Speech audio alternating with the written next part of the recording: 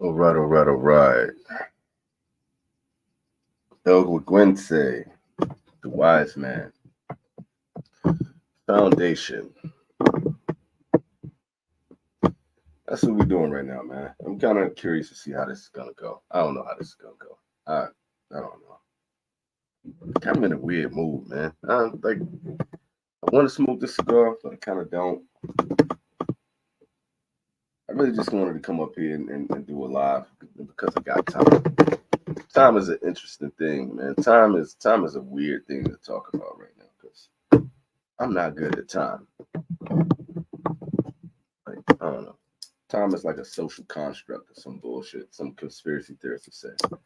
That's kind of how I feel about it. Hey, Matty boy, what up, man?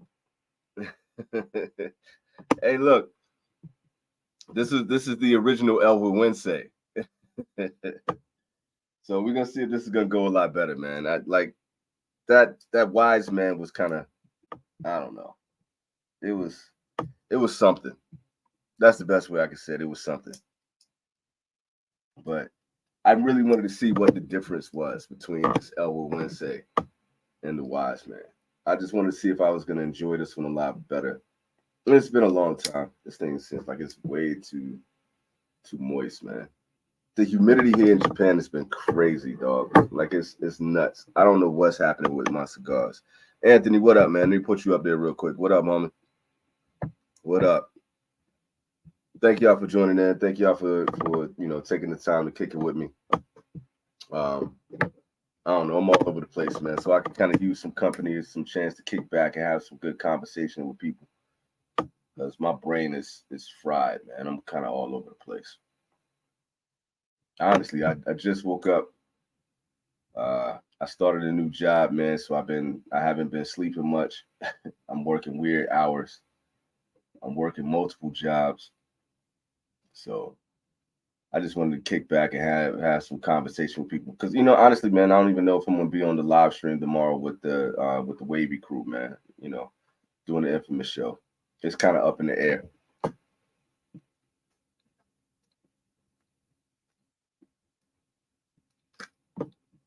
So y'all coming along with me for a social experiment right now. Let me say it up to one of the day ones right here, the homie Shock. What up, Shock? What's cracking? Hisashiburi, man. Long time no see. What up, Andre? Hope you trucking, man. Hope you moving. We got Retro up in the place to be. What up? Got Clay in the place to be. What up, Dell? Let's see who else cracking. Let's see. Dug into the cooler door, Andalusian Bull, because of you. Sitting for 4 years, great stick now. That might be an understatement, honestly. Not because of me, just because that cigar is just absolute fire, man, especially with that much time on it. So I'm glad you're kicking back and enjoying that one. Honestly, man, I would rather have that cigar right now. It would be really nice to have a bull right now. Really nice. Hey, man, thank you for joining in, man. Appreciate you coming through on the show, man. Like it's cool when new people join in. Like that means a lot to the kid, man. So thank you for taking it. How you find the channel? Let's do that while we got some time. How you end up, rocking with the vintage cigar? I would love to know what the story is behind that. If you got time to chime in, we got quite a few of y'all joining in. Yes, sir. Trucking. You wish you aged yours.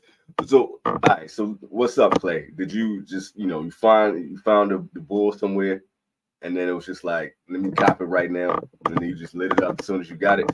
Is that what happened? Because that's not uncommon. Let's see. Watching the numbers climb on Friday nights in the States. Whose numbers? My numbers? What numbers? Stock numbers? The temperature? What's climbing? In Missouri? God dang. What's cracking in Missouri, man? Is anything cracking in Missouri? Anything. Finally, something to do on a Friday night, man. Hey, look, see, we getting old, bro. This is.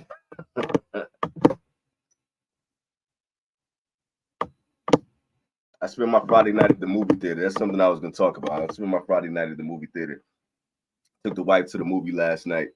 to watch Alien Romulus. I think that's what it's called, Alien Romulus. My wife hates horror movies, despises horror movies. I love horror movies. Like that's my shit. So it was kind of cool to get her out and to get into it. But you know, I'll get into that as we get into the show. Already, this Wise El Wednesday is way better than the new version that they're doing with my father. Like it's already a difference. That's crazy.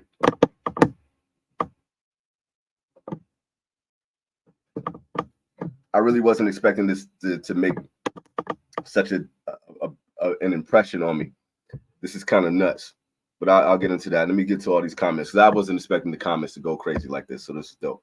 I was already subbed from watching the past video, and you just popped up on my recommendation. So all right, hey man, I'm glad I was recommended to you. That's dope. Appreciate the sub too. Yeah, smoked it right away. Look, it's a good cigar, even when you smoke the Andalusian pool early. But it's just a different world, man, when you allow that thing to sit and mature the way it's supposed to. And you get that, the cereal notes, you get the vanilla notes and all that. Honestly, this is kind of tasting a little bit similar to a bull right now, man. And I wonder if it's the type of Corojo that's in this that's really making a difference, because it's giving me some familiarity to the bull. Not nearly as concise, but I can taste the difference, and I can really taste the difference in this compared to that the Wiseman, the new Wiseman that I had the other day. I would really like to have a conversation with Nick Melillo, especially if we could get him on to the infamous podcast and really have a sit down conversation with him. That's one of the people that I would really like to have a talk about. And I think a main topic would be this Elwood Wednesday, the Wiseman, and that whole transition from Aganorsa leaf to my father. I would really want to hear what he has to say about that. And I got a feeling, man, it's a lot more to it than just a surface level, like, oh, we just need to move factories. Just with the way things have been going with Aganorsa leaf and the way they run things, I just wonder what's happening behind the scenes. But more importantly, I appreciate it, man. We climbing, we doing a little something. But I would really want to see what his thoughts are on the difference between this cigar and that cigar. And I would wonder if for him, does it feel like he lost something? Because you got a cigar that was so widely loved. I think this even got like a 91 or a 92 with half wheel. Y'all know how half wheelers will give us something a 90 plus, right? So, and I know I gave this high marks the last time I had it.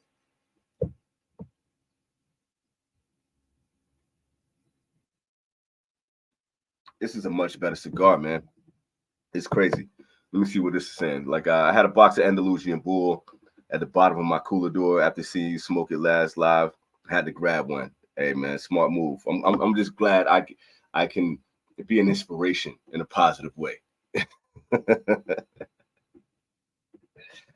That's crazy. Take it easy. Nah, man. Look, there's levels to the bull. I don't get into a lot of the oh, you gotta age this and this needs a few years or whatever with most cigars. But when it comes to the bull, I stand on that. And when the bull has the right amount of age to it, man, chef's kiss. Good evening, everyone. Just got a 5-pack of these resting in my humidor. Matt hated that cigar, I remember. Of which one, Clay? Got to let the bulls age. 3 to 5 years will do wonders to that blend. It's crazy, man. That's one cigar that I definitely subscribe to that. I just spit on myself. That's nasty. But I definitely subscribe to that. Let's see. My father blend just doesn't do it for me with the Wiseman. I was very disappointed, and I was too, man.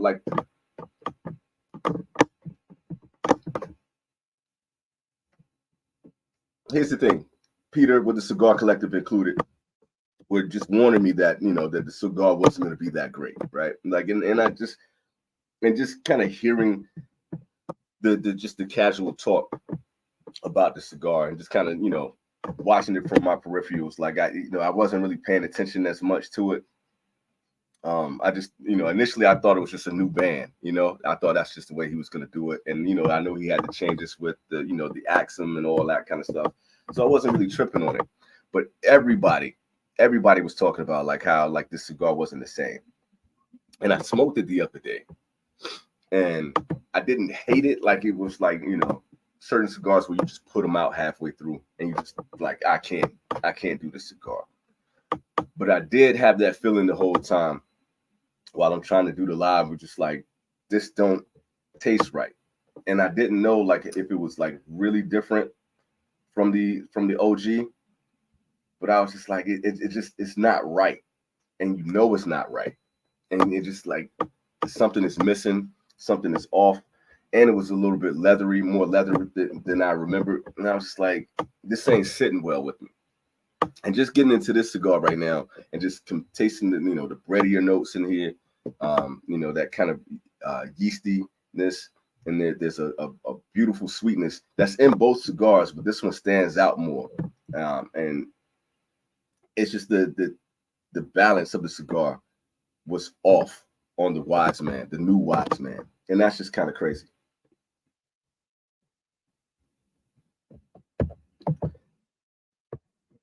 Nah, it's not the mic. It's just the way that this thing is set up on this table. It's not balanced. I'm gonna try to do it. So when I'm like clicking the button to you know get to everybody, it's making the chair move and all that. So yeah, that's what it is.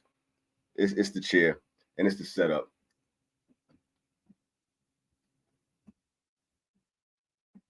I'm gonna be honest with you. I thought I solved the problem, but I didn't.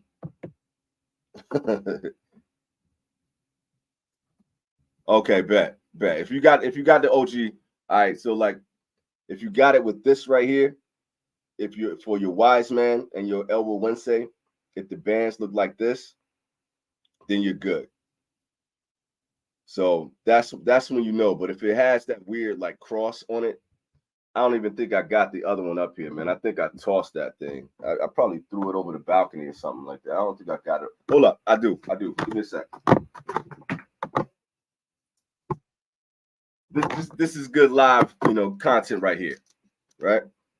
Boom. So you can see the difference. This one right here, don't buy it. Well, I ain't gonna say that. Buy it, but like just don't expect it to be as good as what it was when it looked like this. That's what I'm saying. And like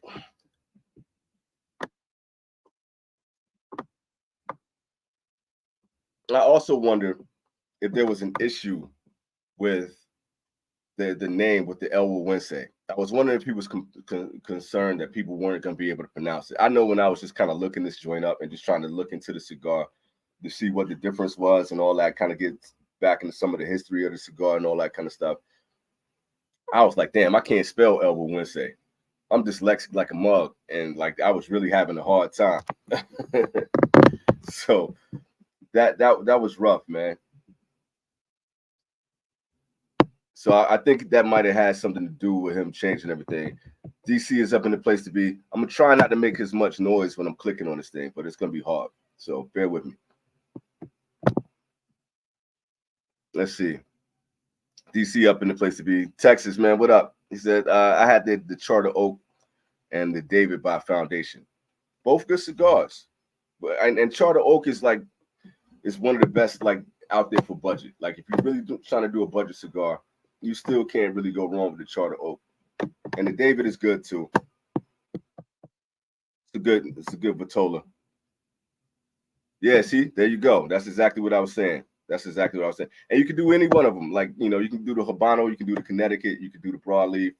You know, you can get busy with the with that cigar, man. So Charter Oak is still love.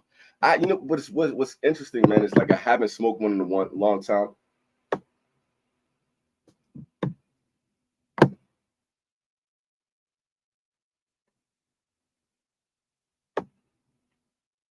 sorry, the cigar was going out.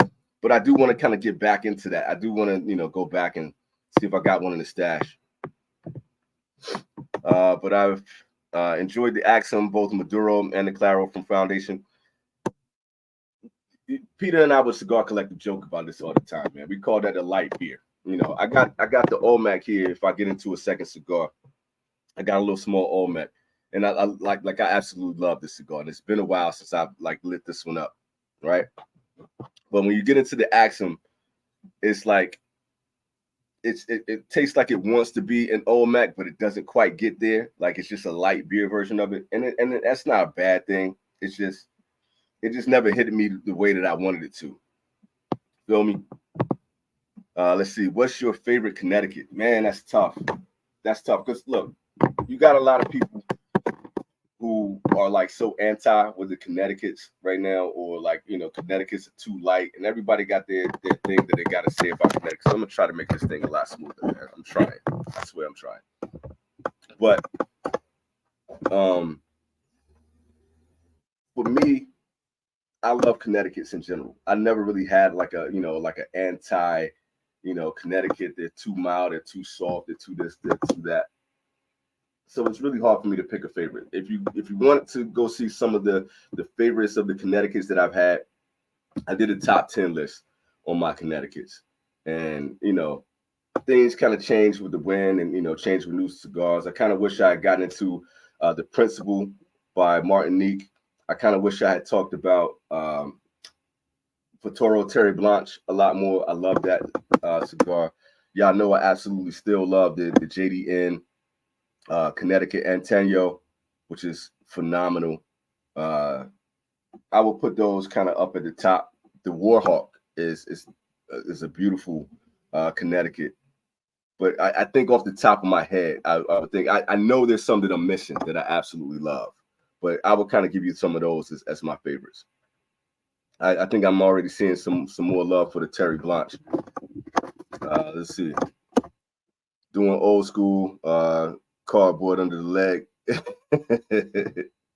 It ain't even that, man. It's just this wood chair just sits outside, and then the laptop, it doesn't really have a balanced place to sit. So every time I push the button on it, to get y'all comments, it's squeaking and doing all that kind of stuff, man. It was funny because I was watching this movie reviewer. I don't know if y'all watch movie reviews like that, but what's my man name? He got a show called The Big Thing.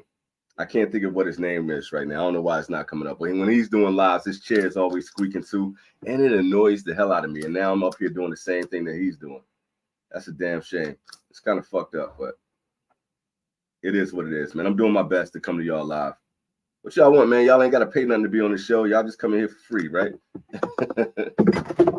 That's kind of how it goes. I got to take it in stride. Okay, the red band was initially the Maduro, and that is that was the one that was always called the Wiseman on that one. And to be for real with you, Clay, that one was my favorite. Like I like this one. I like the El Wednesday. I like it a lot, actually. Even if it's not staying lit.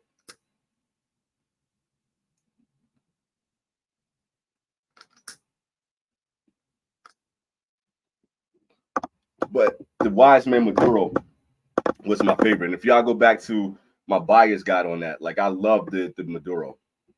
That Maduro was crazy. Burning time up in here. What up, though? Welcome to the party, homie.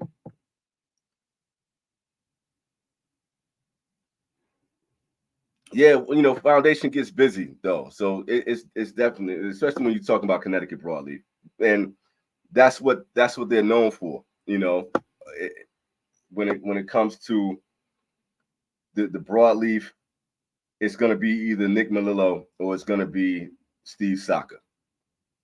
And I still wonder if there's some tension behind it. I wonder if these dudes are kind of like fighting behind the scenes over this Broadleaf, man. I wonder if that has something to do with it. Just saying, lady. Represent. You go ahead and represent, Clay. It's going to be Clay on Clay up in here. uh, Atabay, like, you know what's funny, man?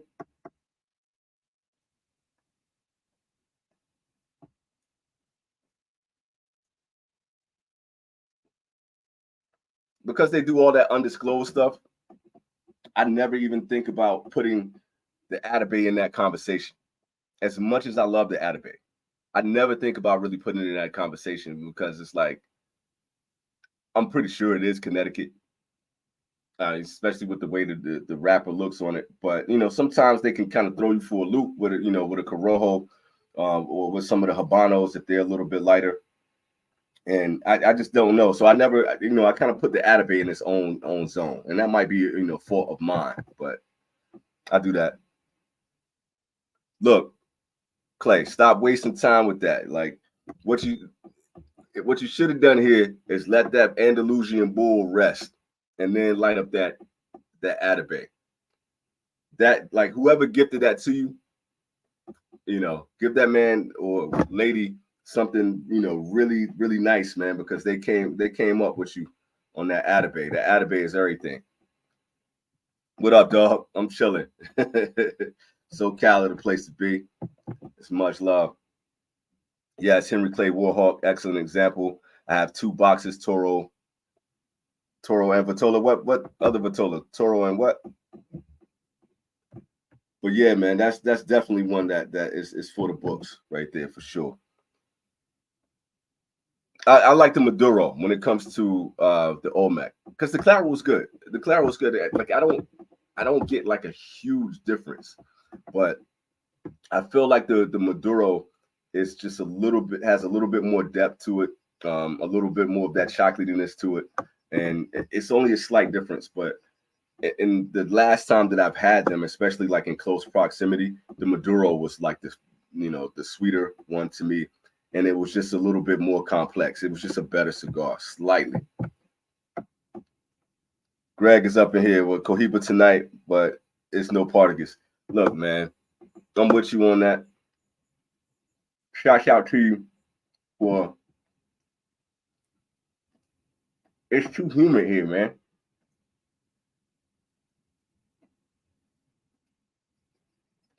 I gotta cheat this thing to keep it lit. That's not fun. But yeah, shouts out to you, like, cause with the Cohibas, man, I dig the Cohiba, but that's really not my favorite when it comes to the Cubans in general. Y'all know how I am about that. And it's always good if you have one, that's fine. But I'll take a Partagas over that any day. And shouts out to Michael from Master Your Ash. I sent him out a Monte Cristo #2 quite some time ago, man. And like he finally got around to smoking it and doing a review for it. And just to see my man like enjoying that cigar that I sent out to him made me feel so good inside, man. It made me happy, especially when that's one of my top cigars. So if I can get that Partagas, if I can get a Monte #2, I'll take that over the Cohiba any day. But you're still smoking your best right now. So enjoy that, Greg. Shouts out to you, homie. Tech, what up, man? What's good, man? What you smoking on tonight, man? I know you got something good. You probably chilling, sitting back somewhere all fly, mad rings on and shit. Looking mad swaggy out here, all rizzy and whatnot. What's good? Look, Clay is one of the superstars out here, man. And I'm always glad to have a super cool lady just to come in and chill with us. And she don't take no guff from nobody. So it's all love, man. I love it. I really do. Tag up in the place, man. What up? Everybody showing love. I'm having to do budget sticks now after the dog hospital bill. He's doing good though. That's all right. That's the best side, man. I'm glad the dog is doing well, man. But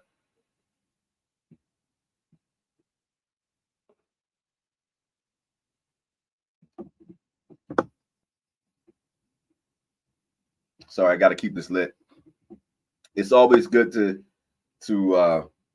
I was talking with some friends, about having pets and whatnot, man. It really is a thing. It's I don't want to say a labor of love because that's not the right term, but having pets. I was talking to my new co-workers, and most of them are like extreme dog lovers. And getting your pets here to Japan, that is a bill within itself. And matter of fact, tomorrow I'm going to Fukuoka to help out a friend who delivers pets, to Japan. So that's kind of like a little side gig that I have. And it's such an expensive thing. Then you got to just think about the upkeep, buying the food. I'm sending my daughter, money in America to make sure she can feed her cat and all that. And then with the medical bills, yeah, that's definitely going to eat into the cigar funds right there, because you do it because you love your pets like that, man. But it's crazy. So, hey, if you're going to do budget, then you got Buffalo 10, you got Umbagog, you got the Charter Oak like you got New World. You can still smoke really good cigars and get a lot of diversity of flavor. You got Sanj Patel cigars out there. So it's some really good options for the budget line. And like, also go to Pick Jimmy's page, man. DJ always talking, something about a budget cigar. So you can always find the stuff that you need and the stuff that you want. That's the main thing. And that's not just for you, Texas. That's just for everybody out there that just, if you want to stay within the budget line, there are options. Oh, yeah, dude.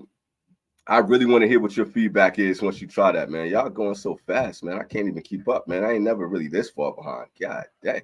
That's what's up. If I missed a couple of y'all, my bad. I do want to hear what your feedback on that is, on that, Greg. I can't get to this next one that's here, man. All right, so let me just go to this one. Atabey just doesn't fit my palate for the price. Really? Okay, is this just for the regular Atabey, or is this for the Atabey Black also? Because like for me, I like the OG, and I love the Atabey Black. I love both of them, to be for real with you. But that's just kind of fascinating to me, man. And not everybody's palate is gonna match. But I figure that the two of them are so different that you should be able to go to either the Black or for the OG. But cost is cost, price is price. I get that. They are high end, but that's just one of the rare cigars that I'm willing to pay $20, $30 plus to pay for that cigar. 7 days in the dog hospital and 2 blood transfusions, man. That's love, man. And I hope everything's good, man. I'm glad that worked out. But good gracious, that's a lot. And I know that costs a lot. So budget cigars it is. No doubt. I'm going to try to move a little bit faster to keep up with everybody here. So y'all keep rolling with me. He's back to up and That's my man Texas right there. That's what I expect.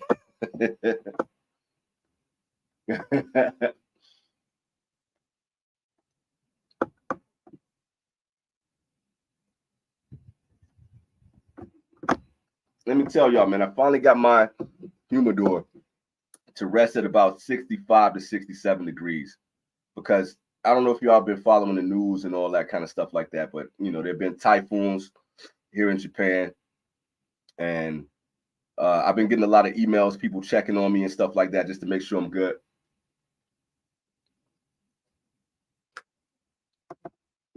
Because of the typhoons and the earthquakes, and everything's obviously safe and sound, right? But the weather has been at like 96 degrees, 97 degrees, 98 degrees. It could be morning, it could be night, and it's in the 90s. And then with all the rain and stuff coming in, all the storms, the humidity is crazy. So we don't have central AC and all that kind of stuff in here. So we got humidifiers running, and my humidor has just been going nuts. So this one, I feel like this cigar is like way more moist than it's supposed to be. So it's hard for me to keep it lit. It's not smoking horribly, but keeping it lit has been a challenge.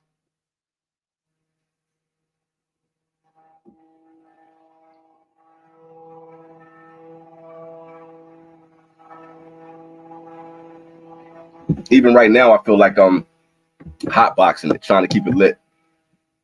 I might have to switch to this Maduro. Yeah, that's for real. Like that's a lot. Hey man, and this is why I dig the comment section for y'all that showing love to everybody in here, man. I swear I got the best cigar community on the planet, man. Y'all are really the dopest. Wong said Monty 2 and part of the Series D. Which one better to get a box of nowadays? Ooh, that's tough. I hear QC and tobacco not being aged enough is all over the place for Cubans, and that is the truth. That is the truth. But I will say this, and this is the best way that I can explain it. If you want the most unique profile that you can get, from Cuban cigars, I would say the Monty #2. And I've only had construction issues with the #4. But you know that I don't know how it is in recent years. The one that I gave Michael the other day smoked beautifully. Like he did not have an issue with that. And that thing was sitting in his humidor for a minute. And it was sitting in my humidor for a little while too, right? But the Partagas Series D, to me, is the most quintessential Cuban-esque profile of a cigar. That's just my opinion. Like when I taste that, it's like, yo, I'm smoking a Cuban, right? That's the way I feel when I got that cigar. But like, just say for instance, with Peter with Cigar Collective, he just had it recently, and he had like 3 of them that had construction issues. And it's been a while since I experienced that, but I've been hearing people having that issue. So it's like, it's with the Cubans, you kind of like gambling a little bit, regardless. I would probably say construction-wise, you would probably have the better chance with the Monte 2, but that's the more unique flavor profile. If you just want the Cuban experience, for better or for worse, then you go with the Partagas Series D. But that's like my absolute favorite, man. Like, nah, I ain't gonna say that, but it's one of my favorites as far as like the Cuban profile. That's love right here. Whoa, that wind picking up. All right, boom. The reflexes is still there. The old man still got it. Got a box of Series D myself with Monte singles. Okay, so there's some good feedback there. Boom. We had a lot of rain here in South Texas, and I had smoking issues, and that's what I've been fighting with this whole time, man. I'm really dealing with it. It's going all. For me right now, humidity wise, like I prefer to kind of stay in like my max is like 67. I want to keep it like my max is like 67, and probably around the 65 to 62 range, just so it's like I don't want it to be too wet. I don't want it to be too dry. And I feel like most of the cigars, depending on the brand, can fit within that humidity. But it's so hard out here. Like that thing will jump up to 70 with no problem. And it's just like I've been fighting with that thing, man. I've been fighting with it, and it's frustrating. Is it me or is the OG Wiseman Maduro leagues better than the new? Yeah, no, see, that's what we've been talking about, Tech. That's why I did this episode, man, because I smoked the new Wiseman recently, just the other day, and the one I got rained out on. Nobody watched that episode anyway. We only got like 120 views or something like that, 180 maybe. But I wanted to see what everyone was saying was the truth on that. And I smoked the new Wiseman, and I didn't enjoy it. And that's what I was talking about. That's pretty much how I started the show off, Tech. So I wanted to go back to the Elwood Wednesday just to see what was cracking with it. I haven't had the Maduro yet, the new Maduro. And it'll be a major disappointment if that cigar is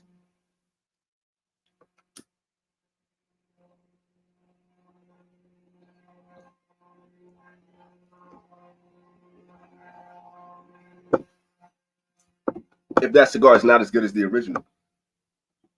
But I got a feeling, just based with the way the Corojo version was going, that it's just not going to be the same. And I'm not the biggest fan of my father anyway. There's some great cigars under my father. And I know it's a great tabacalera and all, as far as like construction and the whole nine. Whoop. All right, that's all good. But just with the blend itself, it just doesn't taste the same, man. And it's just not as good. Showing mad love right here. Appreciate y'all showing love to the homie Texas right there, man. That's what's up. Let's see. I had someone give me a fake Cuban, and I don't know what to do with it. Just let it sit there, bro.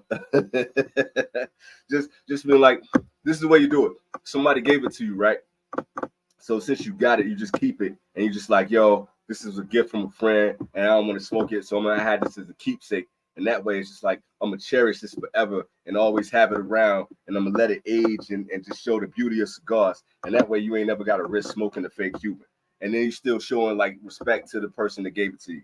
See, what's roll safe? Yeah, you got to think on that joint, right? 65 to 67% is perfect. I feel like. I think so too. I think the cigars age well at that, at that RH.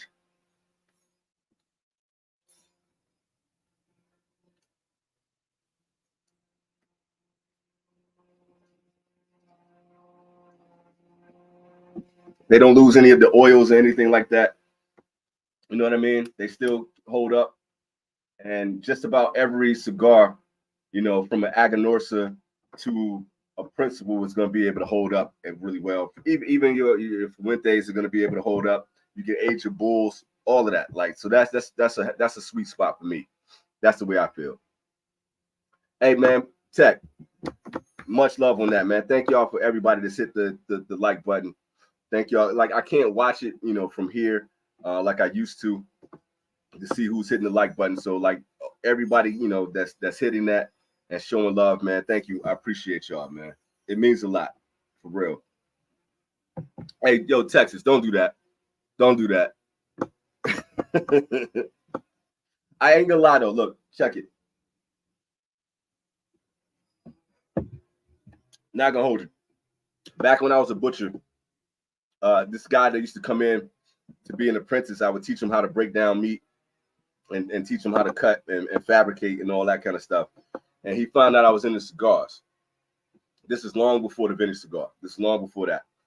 And he was like, yo, you never had a Cuban? And he gave me a Cuban.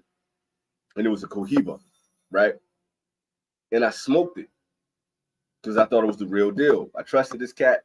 Dude was a foodie like me, real down to earth dude.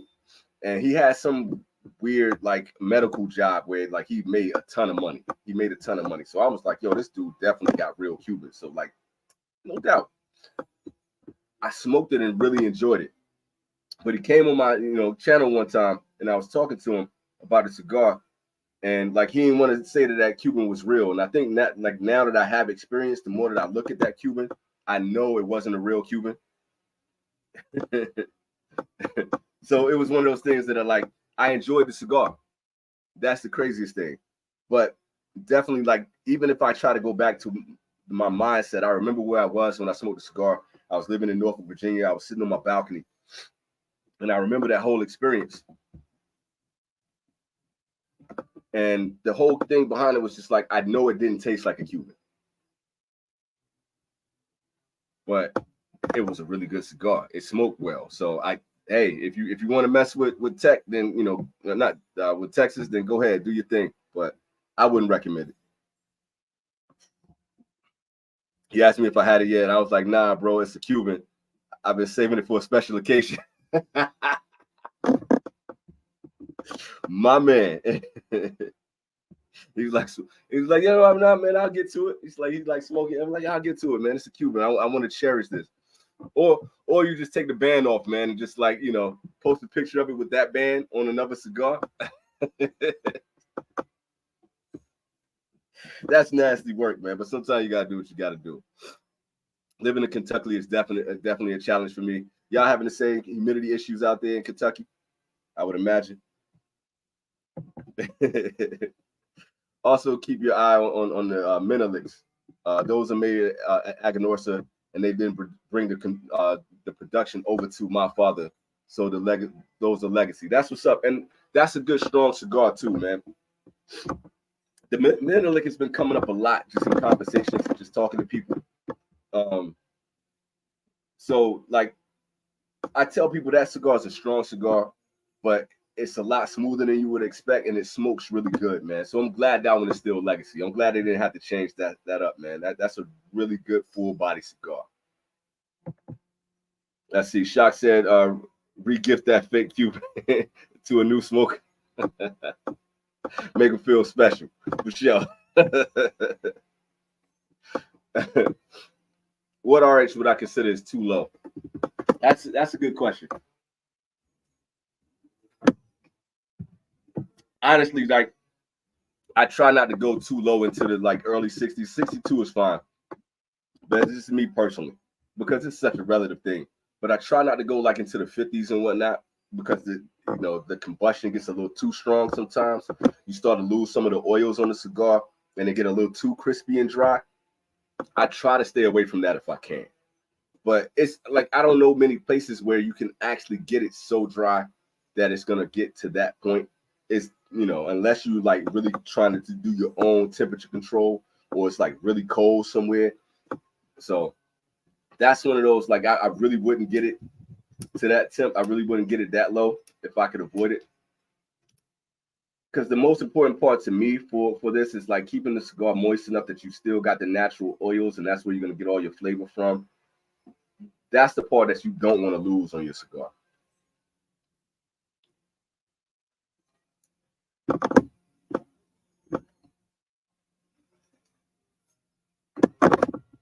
Sorry. You don't want to start your cigar to start tasting like dry leaves and whatnot.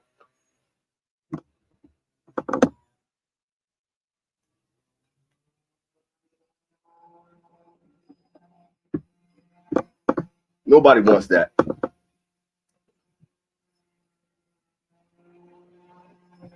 $65 is the sweet spot to me. I'll do 62 from time to time because sometimes you can get a nice burn on that. Yeah, it does, man. It does. And like when you get to the point, man, when it starts tasting all woody and tasting like dry leaves, and you can taste that it's crispy, and you don't get like the sweetness in there sometimes. Like I look at it like this. This is a good way to compare it. If you got, if you got nuts, pause, or if you got like if you got a good steak, you want marbling, you want fat content on your steak, because your fats is gonna hold all the lipids and it's gonna hold all the flavors and everything. And that's the same thing whether it goes to your vegetables, to your seeds, to your nuts, to your leaves, and all that kind of stuff. That's where your flavor is. So once that dries out and evaporates and all that, and you lose all of that, like it's like eating a well done steak, or it's like eating a bottom round or eye round rather, where you don't have any fat content. All your flavor is gone. And that kind of kills. It's like, what's the point of smoking? Lawrence, what up, homie? What's good? Ben, what up? Yeah, man, I survived that rainstorm, man. Like I had to book it, man, because like I was really scared my laptop was gonna get destroyed. And so what was happening with that, and I didn't realize it, there was a typhoon that was just north of us in the northern part of, not the northern part, but in the central part of Japan. So we were getting the bands from that. So like if I could show y'all the sky right now, it's not a cloud in the sky. It looks beautiful over here. I wish I had it where I could show y'all, but it's beautiful right now. And that's the way that it was looking when I was sitting out here, doing the last live, and everything was like all well and good. And one cloud came over my house, and it just started pouring rain. It was one of the bands that was left from that tropical storm, the typhoon. And it literally came out of nowhere. And when I'm telling you, how like sometimes when it's raining and you get them big drops, you can see the big drops coming. I don't know if y'all could hear it. Any of y'all that were on the live, I don't know if y'all could hear it, but it went from just being like a couple drops to like torrential downpour. And I'm literally standing right here in this corner. Let me, how I do this? In this corner right here, smoking the rest of the cigar. Everything else was soaked. Everything. So it was just crazy, man. So I dodged the bullet, man. I had to grab the laptop, throw it in the crib. It got wild, man. But I survived. Everything good. We seeing right here that 62 to 65 is that sweet spot. That's the spot I like too. No doubt. So we got Greg and Lawrence saying the same thing. Did I try the Grand Habano 20th? I'm gonna do a blend shootout comparing all three. Nah, I haven't, man.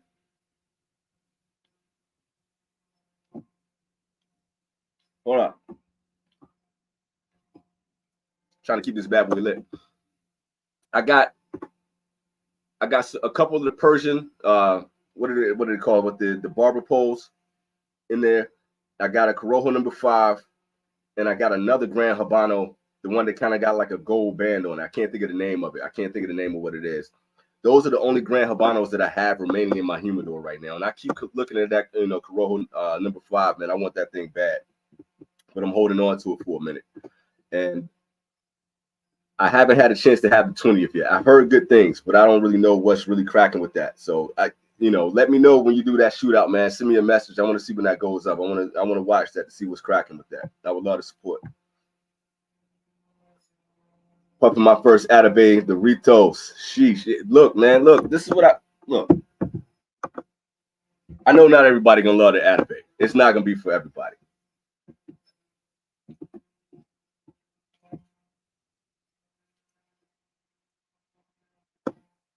But that Atabay Ritos is something special, man.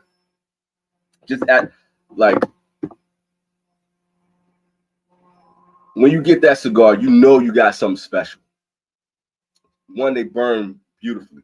I know that cigar is burning like it's supposed to right now, unlike what I got going to happen right now. And just all the different flavors that hit in that, man, the sweetness in that cigar. You kind of get that Cuban-esque vibe going for it. The creaminess of that cigar, whether you got the black or the OG, that really is a special cigar. I don't get like super animated and super hype about a lot of cigars, but that Atabey is really one of those cigars that I really think people shouldn't play with. Like that, it's worth the price of admission. And I don't say that about a lot of cigars.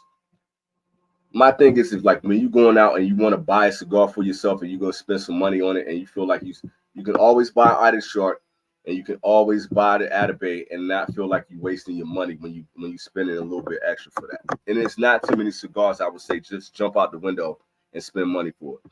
I'm glad you're getting that experience right there, Lawrence, and really like understanding why we all rant and rave about that cigar, man. Let me see what we got here. My favorite Vitola.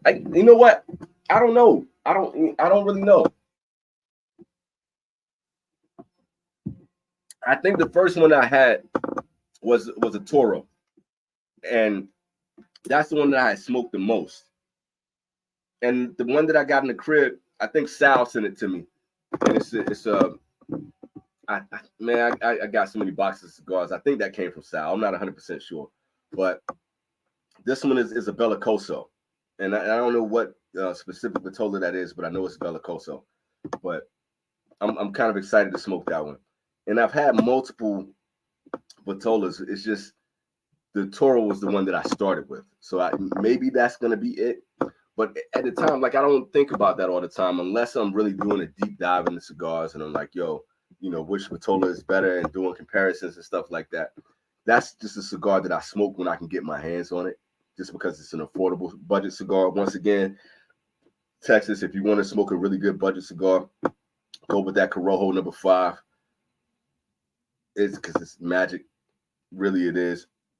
And it's super affordable. And the Grand Habano line is just affordable in general.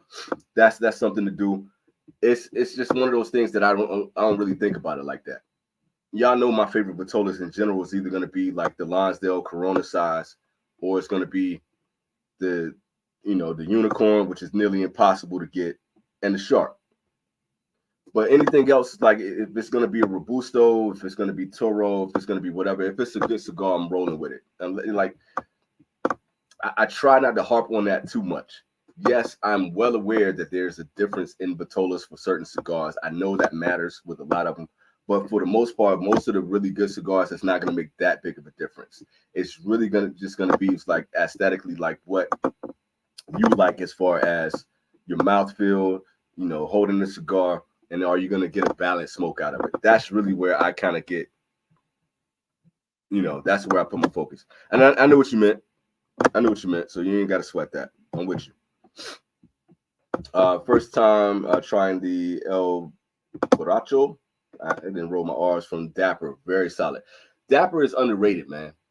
I don't think I've had that one myself, but the Simplify, La Madrina, I don't know what the name of the one with the red band is, with the cock on it, pause. But that joint is fire. Like Dapper, the Kubo, Dapper got some good stuff, man. Dapper is probably one of the cigar brands that's really, really flying under the radar, man. And I think a lot of people need to kind of get up on Dapper. And I don't know what they need to do, because one thing about their cigars is like they're beautiful, right? They look really good.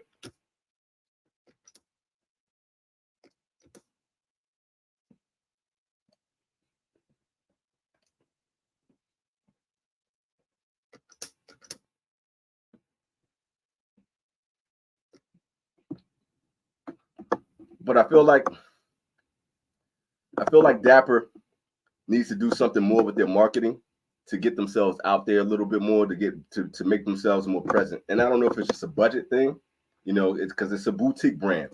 And I didn't know their headquarters was in Fresno with me until not too long ago. Like, I knew it when I was there, but they were just kind of really getting started.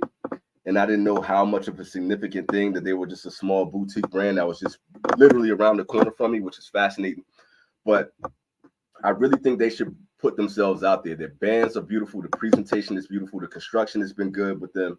And those who know with Dapper that is some really good stuff out there. I wish more people would get up on that. Look, I really don't like Byron's, yo. I don't like Byron's. And I know a lot of people like I don't like the cost of Byron's. And to me, they kind of remind me of Davidoff. I'm not the biggest Davidoff fan. I had an Alfonso that I really enjoyed recently, so like that kind of I give them the benefit of the doubt. And I know there's a lot of people that are on the select bandwagon right now. My main focus is generally like I'll do the Alfonsos, but I stick to like the Atabays. But they're cool. I like them. I got to give it more of a chance. And it's just with me personally, like I don't spend my money on that because the experience that I had wasn't the greatest for me. But I know it's a lot of people that fight and stand on Byron, and that's cool. It's just for my palate. I guess I'm kind of like those that don't like Atabay. I'm kind of like that with the Byrons. They just too Davidoff-esque for me. I just don't feel them. He said I tried, but I just can't get with the Kintsugi. It may be the mind because AB has always been hit or miss for me. More misses, and that's it. Look, dude, I'm with you, Shot. I'm with you. Not because of the Kintsugi, because I love the Kintsugi, but the Kintsugi is the one remaining, what is that, anomaly or outlier for Alec and Bradley or Alec Bradley. I don't like that line. I really don't mess with that portfolio at all. But I'm still gonna stand on Kintsugi because that's probably one of the most unique, milk tea kind of, it's such a milkiness. I don't even want to call it creamy, man. It's a really different profile with that cigar. And I never had one that didn't burn well, ever. That is the only cigar that I will stand on and fight for Alec Bradley. That's it. The rest of them, I totally 100% agree with you, man. And I think part of that is that mental block, and I get it. And I can't knock you. Yeah, see? Yeah, that Shaggy Foot is fly too. It is fly too. But like you really can't go wrong with that Corojo number 5. But hey, I can't knock anybody. But one thing about that Kintsugi is like it's a really unique flavor profile. But it's also one of theirs that doesn't taste like Honduran dirt. And that's another reason why I think I can kind of give that one the pass a lot more than the others. Because the Kintsugi, I love the way it burns. And it does not taste like other dirty ass, dusty Alec Bradley cigars. That's me. So I'm standing on that one. I'm gonna stand on that one. Let's see. I was able to grab a few Ida Sharks this week at my B&M winning. I'm gonna go ahead and give you a round of applause on that one. You know what? I'm putting this Elwood Wednesday out, man, and I'm gonna go with this. I'm gonna go with this Maduro right here, and because I'm just not having fun relighting that thing. I knew when I cut the cap off of that, the cap was like really spongy. I knew that was going to be like a really moist cigar. So I'm hoping this Maduro is going to hold up a lot better. This came from the same pack. So we're going to see how this goes. And this is really going to tell me like the whole thing behind the humidity on that. Saucier is up in here. What up, homie? Kendall, my man. Sorry, y'all. I hate spitting on camera. Yep. Sorry. Fresno. You said you were stationed, or you were stationed in Lemoore? I was stationed, yep. Stationed south of you in Lemoore in 2015. Dog, I had just got there in 2015. We were there at the same time.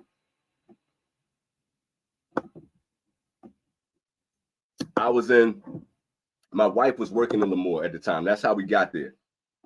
And I was there from 2015 to 2020. I got out in July 2020. I said it like I was in prison. That's what it felt like. I hated Fresno. I hated it. I hated it my whole time there. Did you actually live in Lemoore? Because Lemoore, man, that place was a wasteland, Jack. I don't know, unless you like the farms and all that kind of stuff, the agricultural side of it. There was a wing spot out there that was really banging though. What was the name of that wing spot out there, Syndrome? Do you remember? I know you had it. Like if you was in the Navy, I know you was eating that from that wing spot. They had the chicken tenders and the wings. That joint was flames.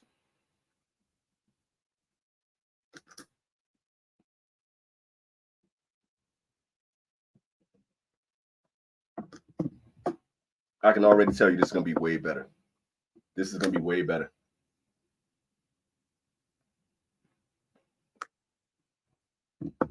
It's a small world, man. I probably ran into you sometime in Syndrome. Did you ever go to like Cigars Limited or Cigars in Masfino? Were you ever out there? Those are like my main cigar spots when I was out in Fresno. Let's see. Greg said I had a La Gloria Cubana Gran Legado. I'm so horrible with these names. Other night it was a 7 and 4x62. I don't know if I'm just having a problem with that. Is that the length of 7 and then 4x62? So 62 is the ring gauge. Oh, 7 3/4. That's how I'm reading that. Okay, it was a 7 3/4. That's a big cigar, man. And burned almost 3 hours. Yeah, there you go. But it was a good Connecticut broadleaf. They rolled 15 years experience, and Dapper is known here. I'm glad they know. I'm glad they know Dapper, man. I'm glad that it's getting its buzz, man. I just don't feel like it gets enough. Hold up, I hit the wrong button. My bad, y'all. I couldn't see everything clearly. There we go. That sounds like a good cigar. Like I'm not really like a big fan of the La Glorias, but that sound like that really came off really well, man. It sound like you enjoyed that. And look, when you got time to sit with a slow burner like that, you can go for hours with one cigar. And was it a lot of transitions in that, Greg? Like, what was that whole process like? How's that OG treating you compared to the main one, compared to the new one? I would say this one had, John, this had too much humidity in it, so it didn't smoke really well. But flavor-wise, that Elwood Wednesday is way, way, way, way, way better, man. And I hate that they had to transition. If you still got any of the Elwood Wednesdays in your humidor, smoke those when it's necessary, man. Said I like Byron over Atabay. Word. Everyone's unique and different palates. Either way, it's all good, no doubt. It's all love, man. So I ain't trying to down anybody if they're not rocking with Atabay the way I rock with Atabay. He said Fresno is in fact bad. Charlie knows firsthand. I hated it. I hated it being there, man. I couldn't stand it. Patoro Cigars is a good cigar that a lot of people do talk about, and that is a good one. Man, look, I wish I had more Patoros, and I got to tell you, like, I think I'm all out because I just had my last Terry Blanche the other night, and that was the last one of the Toros that I did, not Toros, but Patoros that I had. I usually only had like 1 to 3 at a time anyway. So that's a cigar like when I wanted to sit back for myself, I was smoking them and enjoying them, especially after I stopped doing the reviews and all that. I was just like, let me just enjoy these cigars. And I burned through my Patoros. I need to get some more, to be for real. This is so much better. This is smoking the way it's supposed to, man. I'm not having any moisture issues with this at all. God, man. Shouts out to the Olmec. Good gracious. I'm gonna get back to y'all, man, but it's nothing better than when you're going from a cigar that's not treating you right, that's not smoking in the way it's supposed to getting one that burns and smokes and that does what it's supposed to do. That's a beautiful thing. Oh, you in NorCal now? Okay, word, man. Where you at? You in like way up north, or you in like Sacramento, Bay Area?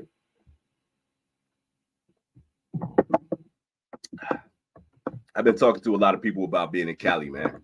My wife from Sac, and I always thought Sac was cool. There's another reviewer that I watch. He's not a cigar reviewer. Where Testers?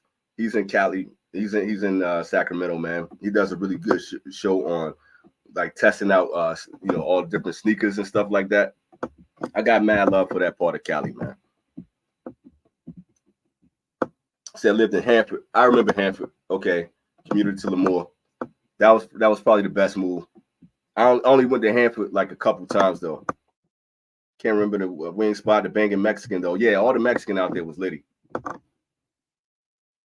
Wasn't smoking cigars back then. Picked it up recently in the last year. Okay, word. Well, welcome to the fold. Okay, said it wasn't linear. All right, that's what's up. Hey, take it easy. USA, Connecticut, Broadleaf wrap, Nicaraguan binder, Dominican and Nick fillers on that one. Sounds like it was money. That sounds like money for sure. Yeah. Like you're gonna spend some money on those Patoros, but it's definitely a box buy. You're gonna throw a little bit of change out there. Y'all in here bugging, man. This is a great question. Great question. Great question. All right. So what makes the Eye of the Shark different to the regular Don Carlos line? Is it that much better? Look, I would say yes, but here's why. For me, we were talking earlier about Vitolas, right? And we're talking about, certain cigars smoke better in certain Vitolas. The way that Eye of the Shark Vitola smokes to me is, one, you kind of get that funneling that you get from the Bellicoso. You get a nice box press on it at the same time, but you also get more of the filler, just the way that they box press the cigar, and you're using slightly more premium tobacco, right? But flavor-wise, just as far as like getting that perfect Cameroon flavor profile, it's just like if you don't want to spend that money on getting the Eye of the Shark, then you can get a number 2 or number 4 and you can be happy, right? Smoking a Don Carlos. You're not going to go wrong with a Don Carlos regardless. I mean, that is just like top of the top from Fuente, in my opinion. But you're just taking that cigar that is already excellent and just making it that much better because of the amount of the filler that's in there, because of the way the cigar burns. You got the box press, you got the Bellicoso on it. So you're just kind of ticking off and checking off all the boxes. The way the cigar feels in hand to me is just it's my favorite Vitola. Everything that I can describe to you and just give to you there is what makes that cigar the best for me. And I don't know, man. Like I literally, when I smoke that cigar, I get chills. Just because it always has the right construction. I think I've only had one in my lifetime that didn't smoke the way they were supposed to. You get those, those cherry notes. You get the sweetness of the Cameroon. You get the right amount of cedar in there. It's just blended perfectly. That's my opinion. I know I get on the soapbox and I feel like I'm always like fanboying out over that cigar.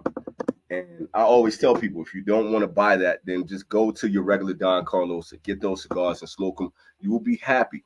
It's just a slight upgrade. It's just like going from, having whatever cell phone you have or whatever camera you have or sneaker and then getting the Pro.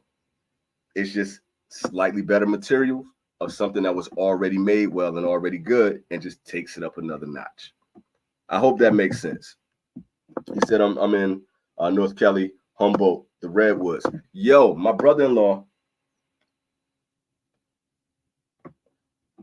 when he got married, right before he had his bachelor party out in the Humboldt Redwoods, that was the first time I was like, man, I was in my 20s. Was I in my 20s? I think I was in my late 20s. And that was the first time I'd ever been camping. And check this out. The funny thing is, I was out there. I didn't even smoke cigars at the time. So I had to be like maybe 26. Yeah, I was probably like 26 or so.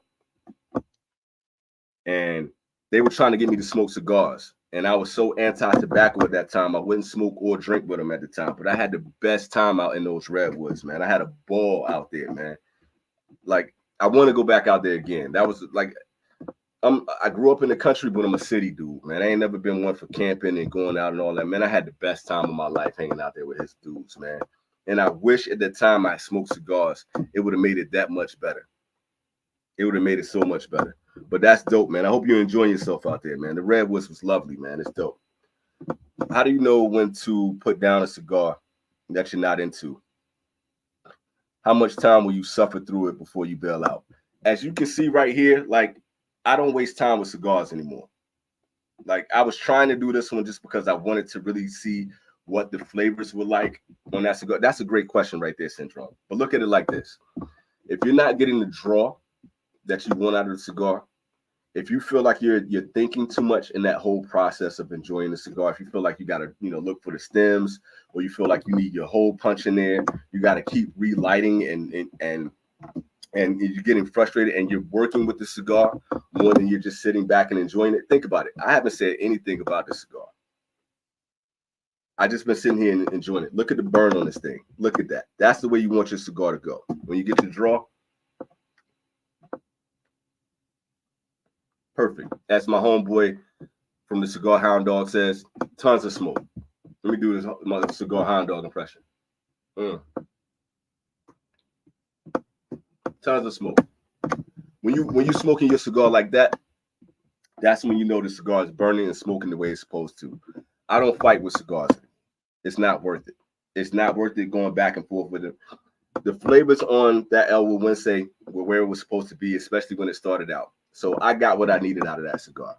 I got the point that, yes, the original Aganorsa leaf version of that cigar smokes better than the new version with my father. I know this is a fact now. I've got the experience. It was time to move on. Just because the humidity was off, it's no need to fight with that cigar. Unless you're at a point where you don't have any more cigars, you don't have enough in your humidor to really, satiate you, the best thing to do is to put that one down, go get another. It's, and that's the main reason to really stock up your humidor and get the best of the best. Get the cigars that you appreciate and that you love the most. And that way you kind of know what it's going to be. So in the time when you get a cigar that just didn't work for you, you already got a box.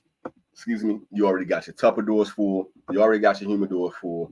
Just go get another cigar so you can sit back and enjoy it. So the moment that you start feeling like, I got to get a perfect draw, I got to, finesse the cigar, I got to keep relighting it, put it down. Put it down. It ain't worth it. If your draw is off, if you're not getting the smoke body and the smoke texture that you're looking for, move on. That's going to be my advice on that. I hope that helped out. Man, had my first Cubans this week. Happy number 2, nice. Monte Edmundo, nice. Amazing experiences. I'm glad you got a chance to have that experience, dog. Y'all know Cigar Collective Cuban Pete has been doing his thing with the Cuban cigars. I've been talking about this a lot, and I know I go from live to live, whether it's my live, whether it's Fred's live, whether it's the infamous live, whatever. And we a lot of people have been talking about, even the Unbanded crew.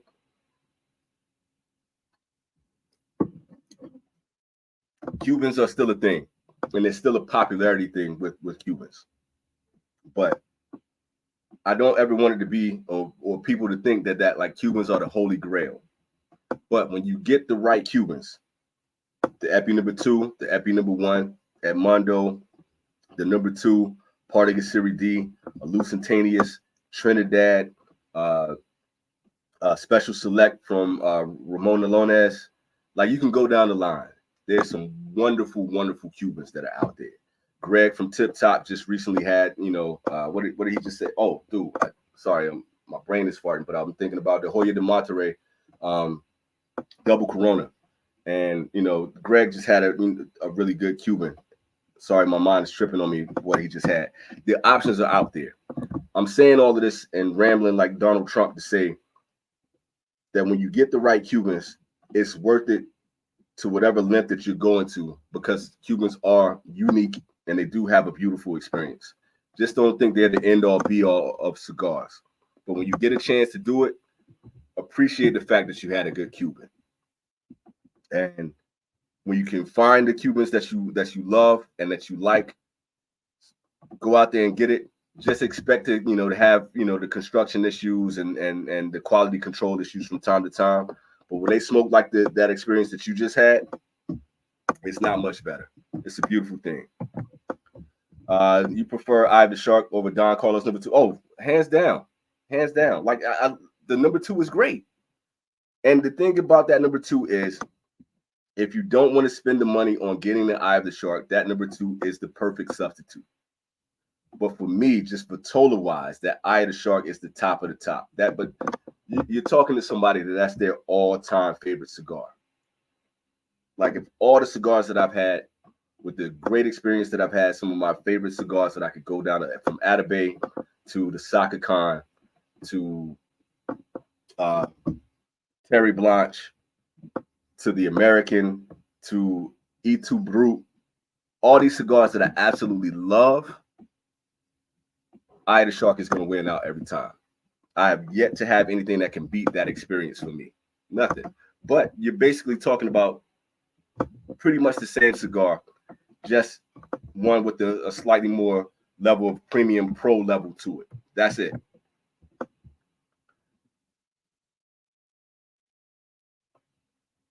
It's mainly aesthetics with the box press.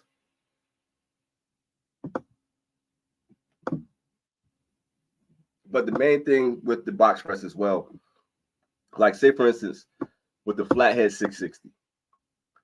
Flathead 660 is a 60 ring gauge cigar. I generally do not like a 60 ring gauge. It really does, like, it's usually just too big. I don't like big potato, I don't like big ring gauges, right? But that box press makes the mouthfeel for that cigar feel a lot better. And it's like, so you can get more tobacco in there, and it's pressed to the point that it doesn't feel like it's too big.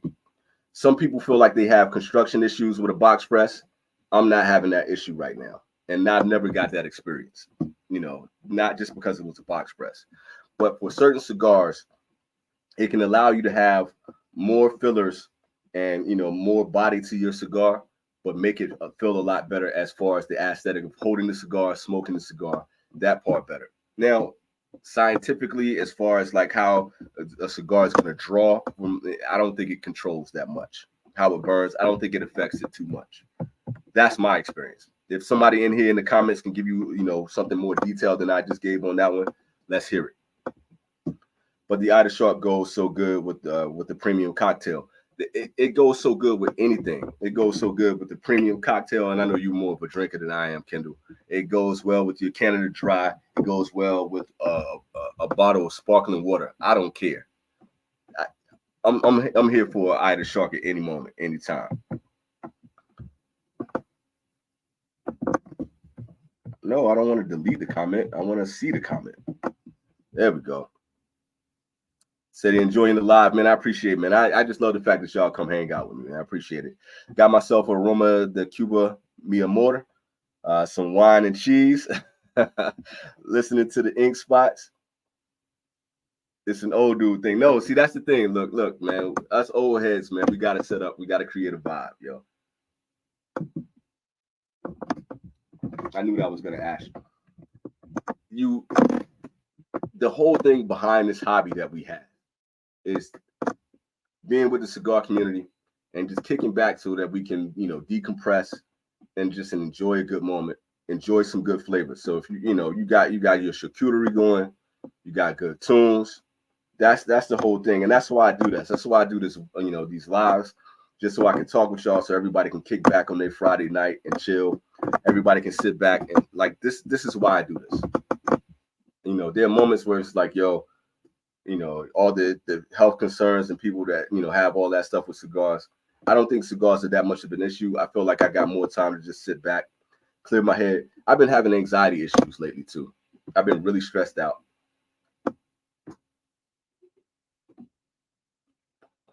And honestly, this whole time that I've been talking to y'all, smoking cigars, I wasn't thinking about any of my anxiety lately.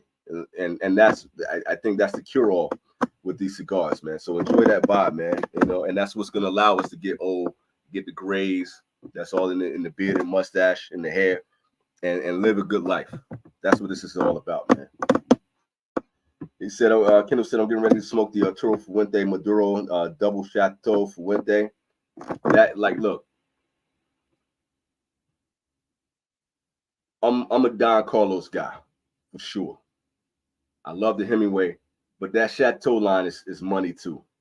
It's really good, and it's a lot more approachable price wise. The Chateau line doesn't get enough love, man. So Kendall, enjoy that, man. Ever had a Cuban Romeo and Julieta Mil Flores? Yeah, I have. Got a box online from COH. What is that? Is that Cigars of Havana or something like that? I haven't gone to those websites in quite some time. Aging them right now. They're smaller than I generally like to smoke, as far as just like the Vitola. But quite a few years ago, I had those, and I enjoy. And I like Romeo and Julieta. They're solid to me. It's not my favorite from the Cuban line, but I think they'll treat you well, and hopefully, you won't have a lot of construction issues on that. I'm crossing my fingers for you.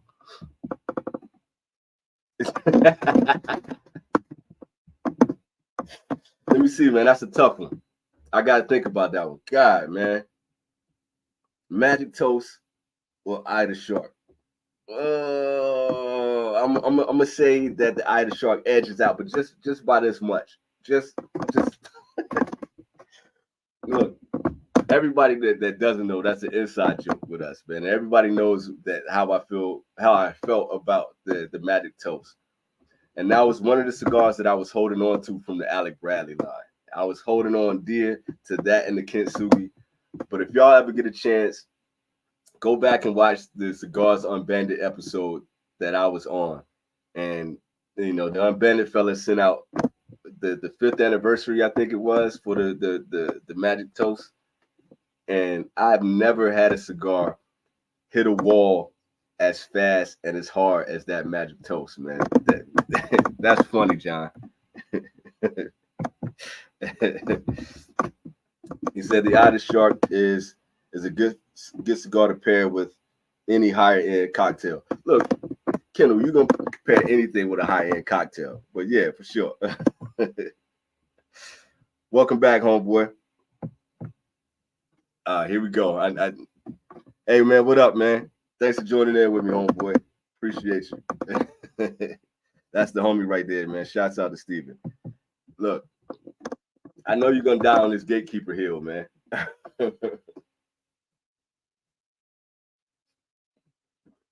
But it's funny that cigar had so much cachet for a time. But the only reason why I think that people love that cigar because they was biting off of the Caldwell bands. And that Caldwell S band was beautiful. It looked so good. But I never once had a good experience with that cigar. And this was during the height of me trying to do the vintage cigar and really trying to get my reviews out there and trying to get everything popping with that. And I tell you, if it wasn't plugged, it burned horribly. And if it didn't burn horribly, it tasted like dirt. And it's just a shame because that cigar looked so good. Here we go. Let's see this one. The Tragic Toast. Y'all remember that comedian Face Man back in the day? Tragedy. I got a random story. Y'all know I do random stories sometimes. This is wild. A lot of y'all not going to be old enough to remember, or maybe not even be part of the culture at the time. But back in the day on BET, there was a comedian by the name of Face Man. And he had this routine that he would do where he was like, I'm going to mess this joke up, but it was real funny at the time. Where he was like, yo, there was a blind man walking down the street and he dropped his wallet. And I pointed to it, but he didn't pick it up. Tragedy. And, you know, he was saying like how he stole the wallet. So me and my cousins, like back in the day, and my brother, we used to do that whole routine because he had a whole bunch of routines that he used to do with the tragedy thing. And it was hilarious. If you get time, you can go on the YouTube, look it up, watch his whole routine. Dude was like really blowing up during that time. He was supposed to be one of the best comedians that was out there. He was from New York, right? So at the time, my wife not at that time, but a few years later, my wife was, this is around like 2005 or something like that. My wife was living in East Harlem. She had an apartment like right above Patsy's, like the famous pizza restaurant. If you guys saw the last Quiet Place, when Lupita Nyong'o's character wanted to get a piece of pizza, she wanted to go to Patsy's while the world was in it. She just wanted to get her last piece of pizza from Patsy's. My wife used to live literally right above that spot. So I'm in the neighborhood in Spanish Harlem, and I go downstairs, and this dude walks up to me out of nowhere. And I recognize his face, like I know this dude. And he was like, yo, don't I know you from somewhere? I'm like, I feel like I know you from somewhere too, man. And he was like, where you from? You from New York? I was like, nah, man, I'm not from here. I'm from North Carolina, blase, blah, whoopty whoop, doing that whole thing. And he was like, yo, well, I used to be a comedian. My name was Face Man. And I was like, oh, dude, I know you, man. Me and my cousins used to do your whole routine. And he was like, oh, man, that's cool. He said, I got some new material. I want to do it for you. So he was doing his stand-up routine for me on the street. We were on like 2nd Ave. It was like 2nd and 120, 118, I think, something like that. I can't remember. I'm horrible with numbers. Anyway, we was out there on the block, and he's doing routine. So he was like, yo, you know, I'm doing this, you know, I need a little bit of extra money. He's like, I'm not gonna lie to you, man. I got a habit. I got a drug of choice. I do heroin. If I do this routine for you, can you give me a little bit of money, man? Because, you know, I just need to get a fix. I'm like, bro, I can't do that. I can't support your habit. But I'm going down to the corner store, to the bodega that's up here. I'm going to get something to drink. I'll buy you some food. So he's doing his whole routine, whatever. And he was like, nah, I really need the money, man. I was like, look, if I get some change, I'll give you my change. He does this whole thing. He's walking down the block doing this whole routine for me. And I got tears in my eyes, man, because like I really like, I looked up to this dude as a comedian at the time. I was thinking he was going to blow up like DL Hughley and all these cats. And it never happened because he got so hooked on drugs or whatever. So I give him the dough. He goes on about his way. And literally the next day, I go downstairs to go to the same bodega to make a run. This dude walks up to me out of nowhere again. He was like, hey, man, don't I know you from somewhere? And I'm like, this dude was so gone off of that heroin, man. He didn't even know me 24 hours later. And it was just sad. Like, you can see Cameron, the rapper, they like making this dude do like wild stuff in the street for money and all this kind of stuff, man. And I bring that up, man, because that was just such a wild thing for me to see somebody. Like, I never see celebrities.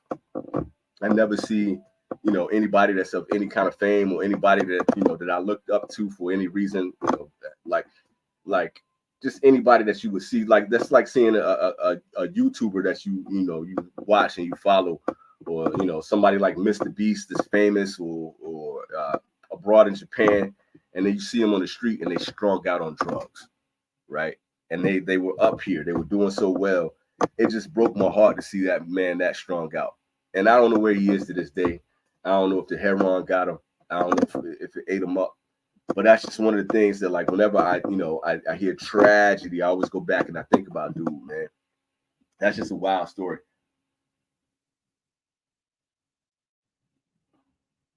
I guess the moral to that story is, man, it's just smoke your cigars, man. Don't do heroin. It said recommend one for me. H. Upman, 1844. La Roba de Cuba Passion. La Aurora de Cuba, Connecticut, or the Ashton Classic. Go with the Ashton. I think some other people in here, they might say go with the H. Upman, but they don't really move me like that. I don't like Aurora de Cuba. I'm not a fan of any of them. Like, they just don't move me at all. But the Ashton is the Ashton, and it's a classic for a reason. I think that's going to be the best route to go. I would love to hear other people chime in and, you know, see what they say on that trash keeper. I'm bugging on these comments. That's what I would recommend. But, you know, I think if you get on that Ashton kick, it'll take you on a nice run to try a lot of stuff that's coming from the Fuente line and Ashton. That's going to be the smarter move, in my opinion. Some people like the La Aurora line. I don't like it at all. So I'm never going to recommend that one to you, man. H. Upman is kind of hit and miss for me. If you're going to do H. Upman, wait till you can get like an actual Cuban and just leave that, like, fake heritage brand stuff alone.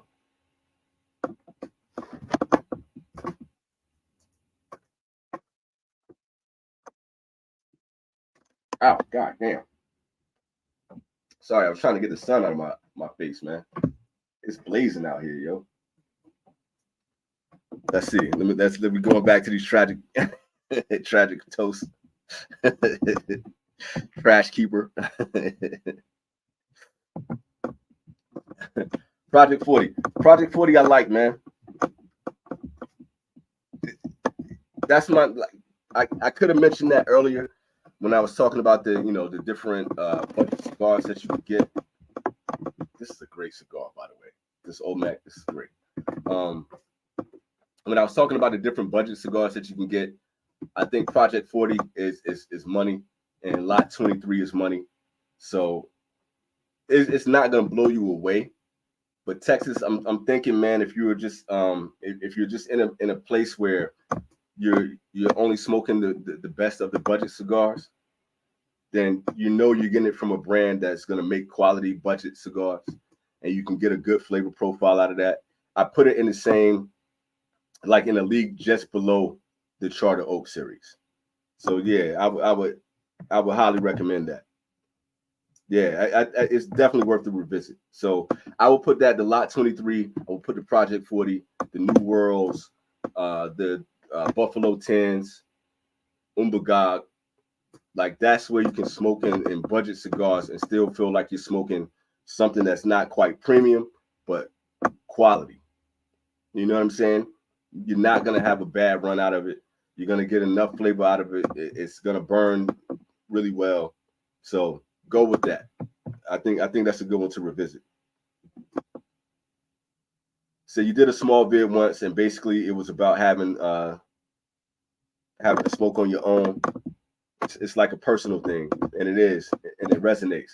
Yeah, man, I wanted to do that. I wanted to do more in that same vein. Just kind of like, I wanted to, like, I had a time when I was like writing this up before I kind of got burnt out.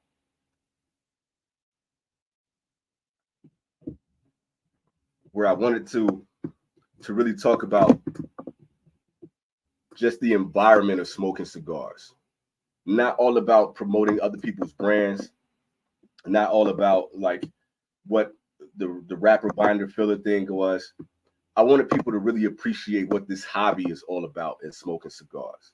And one of the main things is that I try to harp on a bunch is just the concept of getting the cigars that you appreciate the most, and the cigars that you love the most, or going out and getting and experiences a cigar that you haven't had before, even revisiting cigars like Texas was just talking about, and taking a moment to really embrace what this cigar is all about for yourself, and getting that whole experience of, getting your glass of wine, or getting your favorite, bourbon or whatever, like Kendall was saying earlier, getting, pairing it with your drink, and just seeing what that cigar is going to be like without the cameras, without even the homies, and, or being in a lounge. It's just you, that cigar, and that moment.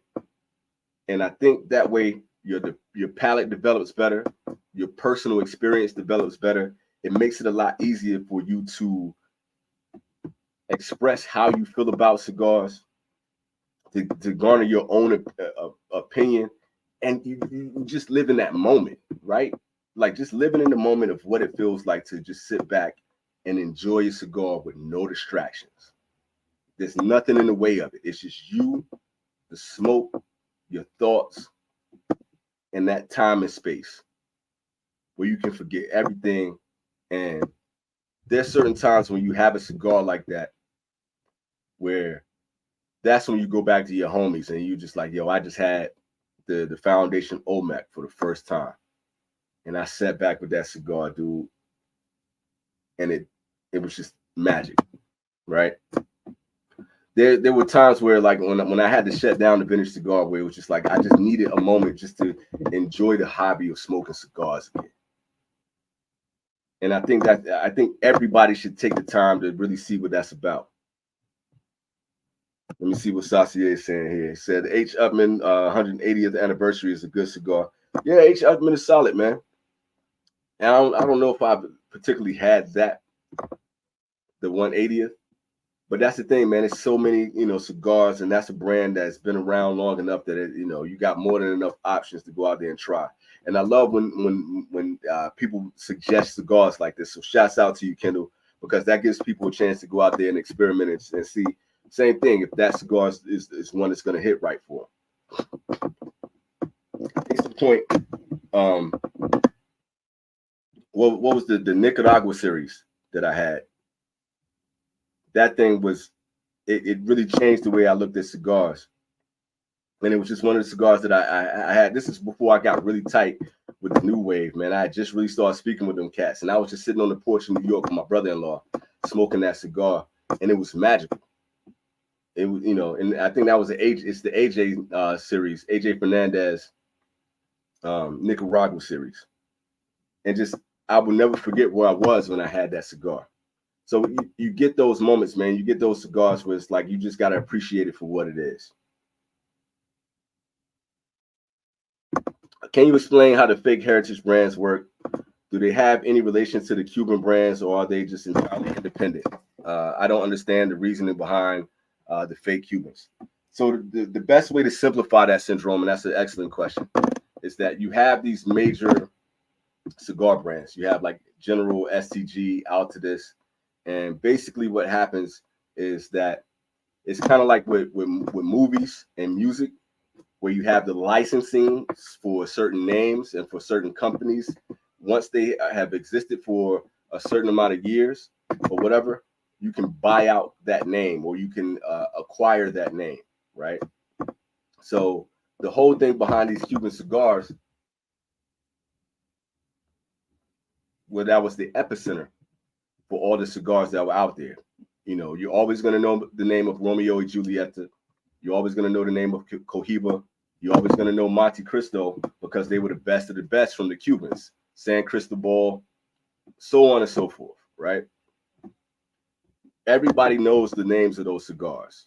So what these companies did, whether it was Swisher or whatever, that they have a ton of money, they're these huge conglomerates. They can buy up the rights to those names, and they can market it based on what people know of Cubans. So with the Cuban embargo, most people that were in the Americas and in the New World, they couldn't get Cuban cigars.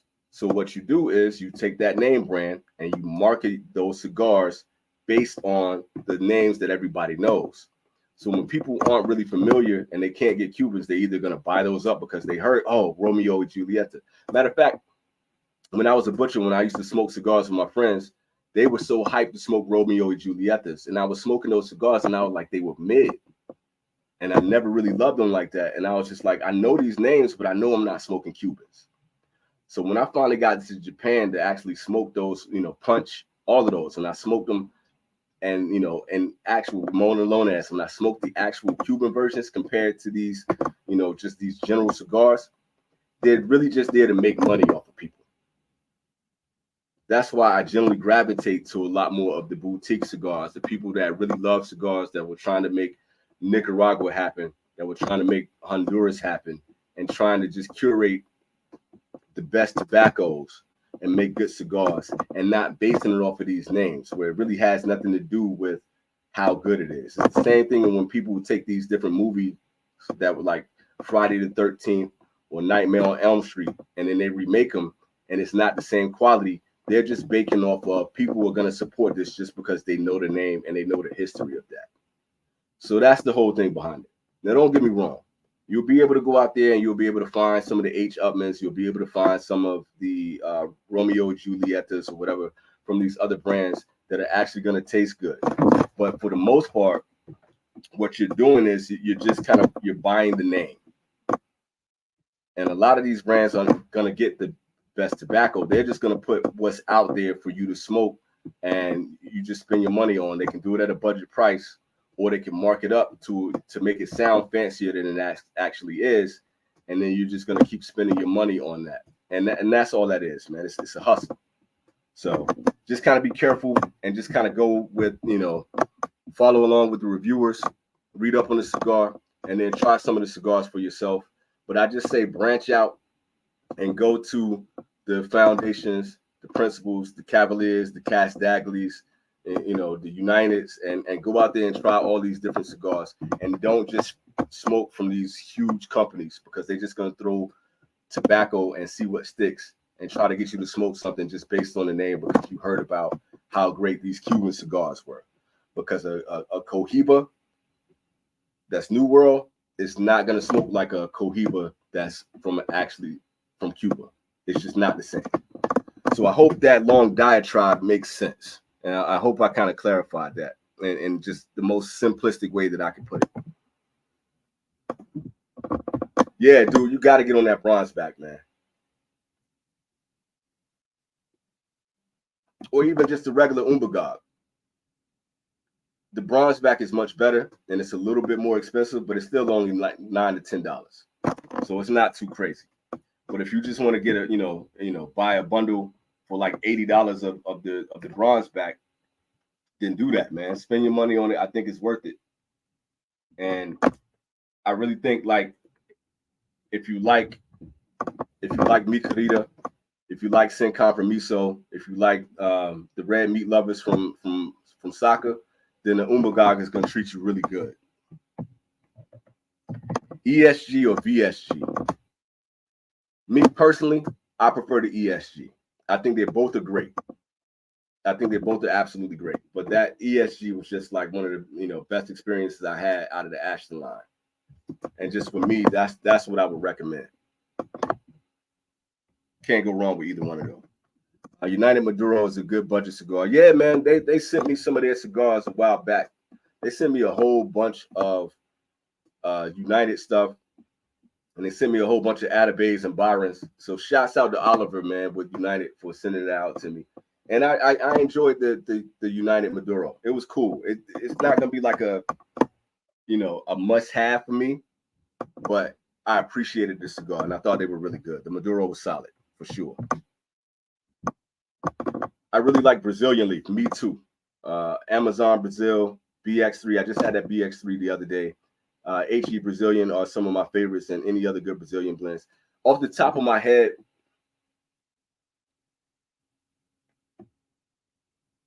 I can't think of any.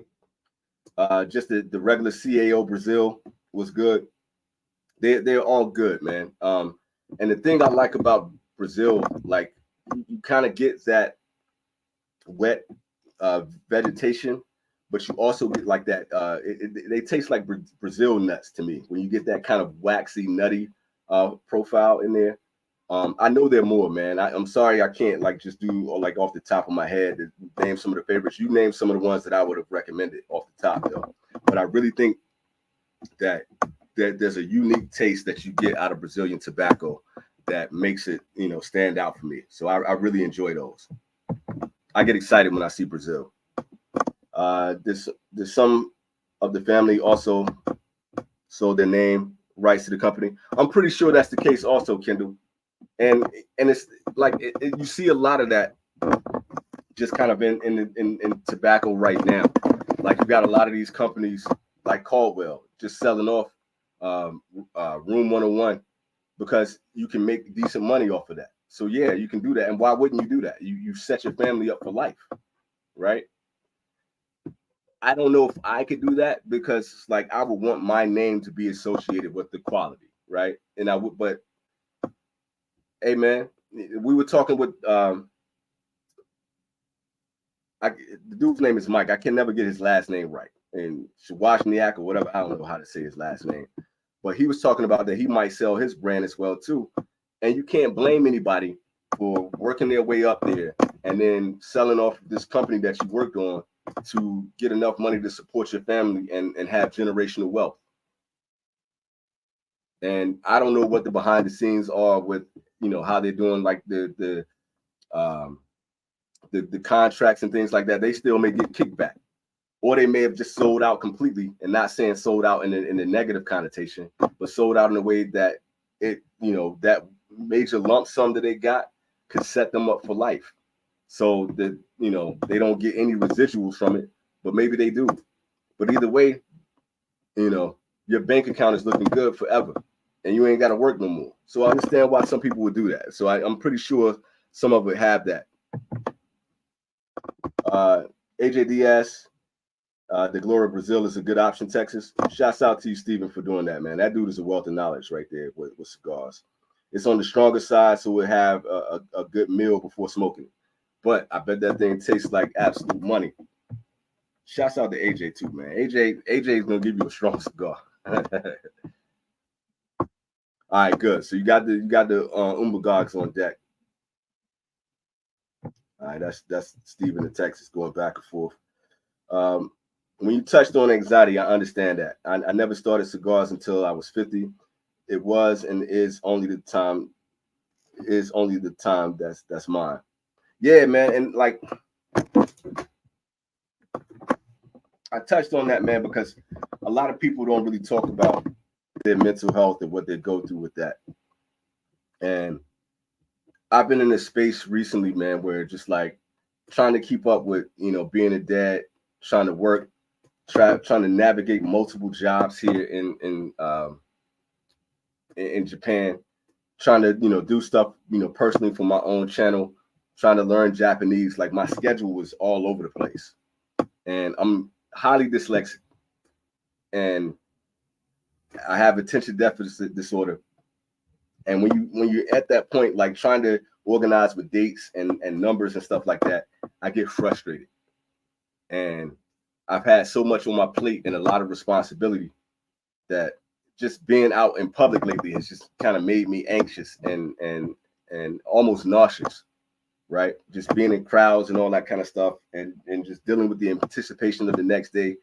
That there are times where I don't sleep well, and I've been trying to like keep my body in shape, keep my mind in shape,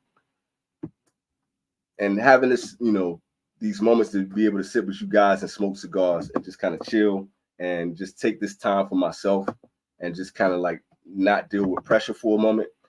This cigar culture has been a godsend for me, honestly. And so I'm glad you're taking the time, especially in your 50s and getting up there in numbers. We only have so many sunsets, left, right? We only have so many summers left. So my thing is like, we got to find our way to appreciate that and find a way to decompress and defrag, man. So this has been a major thing for me, man. So I'm, it makes me, happy to hear that you being able to find this space and be able to kick it with me on this show, be able to make friends within the community and smoke your best cigars, man. That's what this shit is all about, bro. I'll get all in depth and philosophical to the end to make sure people kind of understand what that's like. I bet. So Steven's still showing the knowledge right there. Shouts out to the Brazilian. Can you explain to a beginner how to develop a good retrohale technique? That's always funny because I think about signs with that. I'll get into that in a second. How much does the nose add to the overall taste? I will tell you this, that the retrohale is important to developing your palate and to understand some of the nuances and the expressions in a cigar. I don't know if I would really go in depth on technique and all that. Shouts out to Sanj Patel. Y'all know Sanj is the homie. But when we did our first live with the new wave before we were the infamous and all that kind of stuff like that, Sanj gave this in-depth, tutorial. I'll say that. He gave this in-depth tutorial on how to retrohale and how to draw your cigars and like where to place it in your mouth and all that kind of stuff. I don't go quite that far. And he was saying like, when most people, when they're doing a retrohale, they're doing it wrong because they're blowing too much smoke out of their nose and all this kind of stuff. This is what I'll say. When you're smoking a cigar, you got plenty of time. I've been going with you guys for an hour and 44 minutes, right? Most of the time when I'm doing a retrohale, I don't even think about it anymore. But if you are going to retrohale, I would say with a lot of the cigars, Sanj's whole thing was to do it slowly and to really let it take its time to just let it drip and waft out of your nose. That's cool. Some people are going to do more of a full exhale on that. But you are going to get different flavors and different nuances from the smoke of your cigar when you're doing that. Because honestly, your palate and your tongue is only going to taste so much. The majority of your olfactory senses, with anything that is coming from a gas or vapor or smoke or anything like that, it's going to come from your nose anyway. That's like why when you're walking by Mickey D's, right?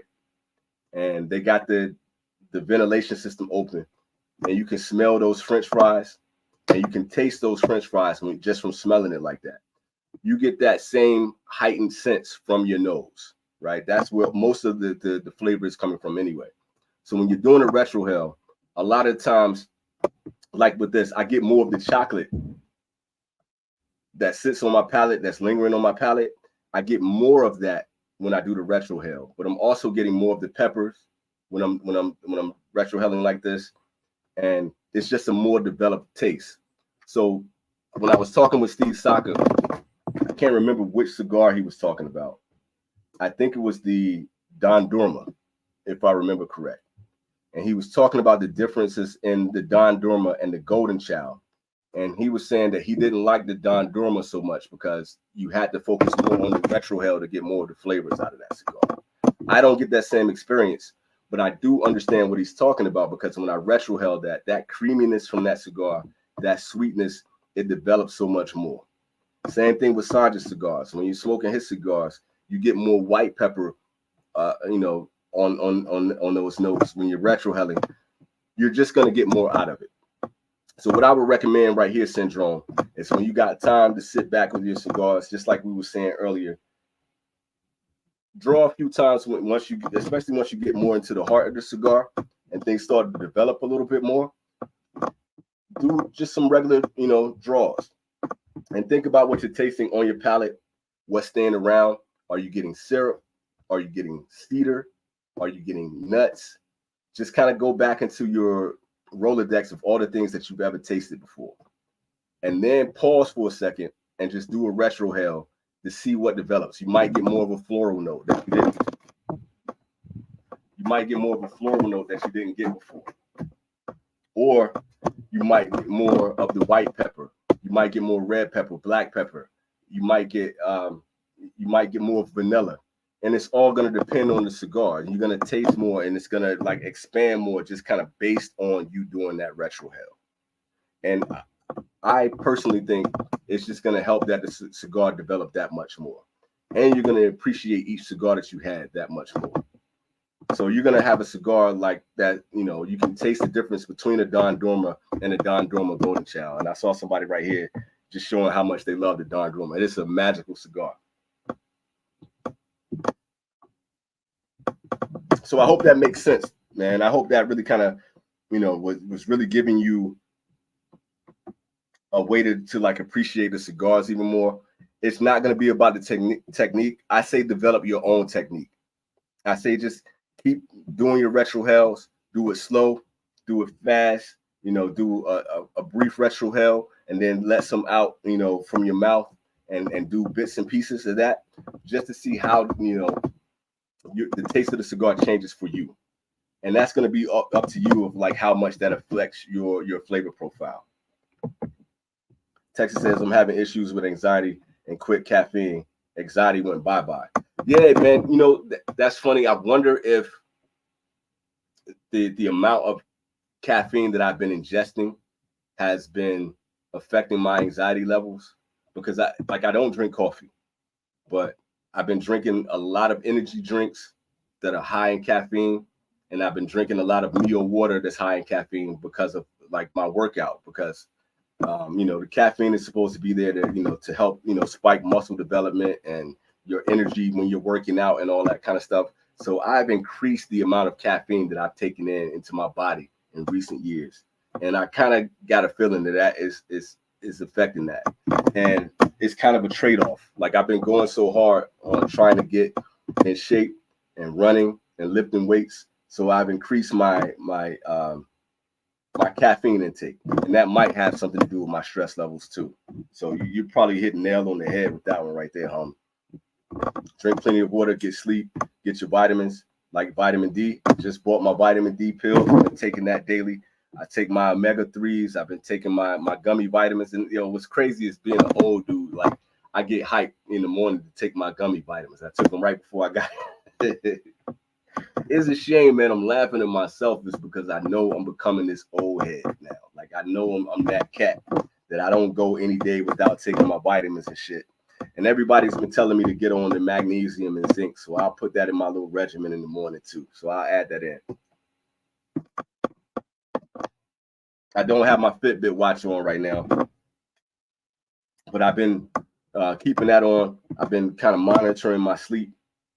But with my new job, like, just let me just kind of give you all a little insight on this. So, like, Monday, I started the new job, and I went in from like 12 to like 8:30, 9 o'clock. Monday and Tuesday. They gave me Wednesday off, and then Thursday I had to go in at 4:30 in the morning. So I'm a nocturnal person in general. Like, I can stay up all hours of the night, and just with my schedule with the kids and all that kind of stuff, I had a little bit of a break during the summer, but I still got to get up early in the morning because I prefer to work out in the gym when there ain't a lot of people in there. So I'm at least in there by 8, 9 o'clock in the morning, going real hard or whatever. But I've been trying to focus on at least getting 6 to 7 hours of sleep. Maybe on the weekends, like, last night I slept in and, I got a good, decent amount of sleep. So I'm trying to get better at that. But I have extreme insomnia and I'm extremely nocturnal. So, like, I got to fight to work to get to sleep. So everybody telling me to hop on this magnesium thing. So I'll get on that too. Says fell asleep on the live, just woke up, back. The show's still on. So cool. Yeah, Clay, I usually go for like 2 to 3 hours at a time. We're approaching 2 hours right now. So I hope you had a good nap, though. I'm still rolling. You got to think about it. What time is it for me? It's only 12:29 for me right now. It's the middle of the afternoon, right? So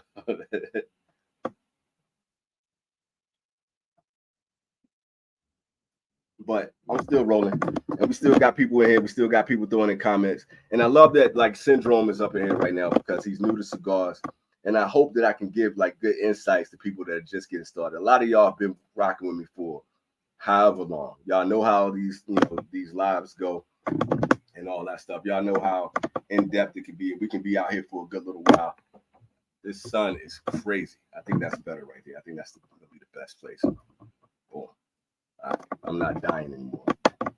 What are a handful of your top cigars readily available at local cigar shops? That's a good one. That's a good one. All right. I want y'all to chime in too. You got like 12 people that's still in here, man. I think we got up to close to like 30 people on the live at one point in time. We still got 12 people. I'm trying to think of like what's regular production that's out there. Mi Querida is always going to be out there. You can always get Olmec. Olmec is going to be out there from so either one of those. A lot of the Crown Head cigars are readily available. You can go out there, you can get 4 kicks. Dang. What's some other stuff that's going to be? It's hard for me to say right now because being here in Japan, I'm not able to go out to like a brick and mortar and just grab cigars like I used to. The Corojo number 5 is always out there that we were talking about earlier. You should always be able to get that. Most of the Don Carlos line from Fuente, you should be able to go and grab those with no problem. What else we got? So wonderful afternoon for you. 10:30 here in Dallas. So night. All right, good night. Get some rest. Twink, what up? Trying to think. So most of the Dunbar and stuff you're gonna be able to get at a good clip. Same thing with Foundation. Most of the stuff from Nick Melillo's line is gonna be out there. So that's easy. Oh, Mil Diaz. You should be able to go to your stores and find Mil Diaz. I don't think a lot of people are going to buy that up a lot. Cavalier probably wouldn't be as easy to get your hands on. Cash Dagley probably wouldn't be super easy to get your hands on either.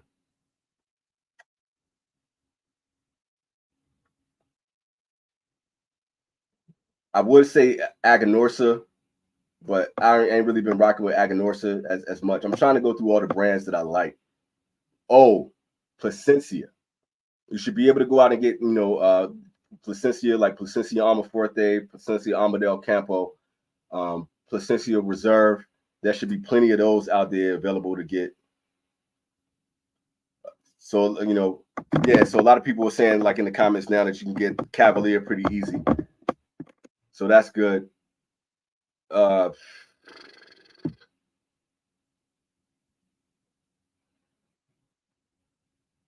find that, like, in the brick and mortars, you should get some of the CAO, so you should be able to find the CAO Amazon, and unless, you know, especially like when some of the hype dies down, you should be able to go out and get that. Greg, chime in on this one, man, because like Oliva, yeah, you should be able to get Oliva. Melanio should still be out there. Melanio should be able to grab the Melanio. Way to go on that one, Clay. Let me see who else is here. So I'm trying to do those off at the top of the head, but it's difficult for me because I don't have the experience that I had like when I was in Fresno, where like you're always gonna be able to find like Davidoff. You'll be able to get the Padron 1000 series. People love that. I'm not a big fan, but that Padron 1000 series is out there. You're always gonna be able to get your hands on those. Damn. Aganorsa leaf, like the rare leaf, should be out there. There's a lot of stuff that's regular production, but I'm trying to do this in a sense where, like, I'm really suggesting really good cigars that you can go out there and get and appreciate. Let's see what Billy was saying. He said, you know, all good advice, vitamins, diet, exercise, but us dudes have to accept that being a man is hard, real hard, and there's a lot of external pressures to make our life that makes our life hard. It's the way it is. I mean, I think that's just a human experience in general, and especially like when you're trying to provide to make sure your kids are good, to make sure your family's good. Like I got nieces and nephews that are in the States. I'm always trying to figure out how to get them, you know, get them toys, get them clothes, and, you know, send stuff out there because I don't get to see them here in Japan. You know what I'm saying? Like, you know, trying to be Uncle E out here in Japan is difficult, you know?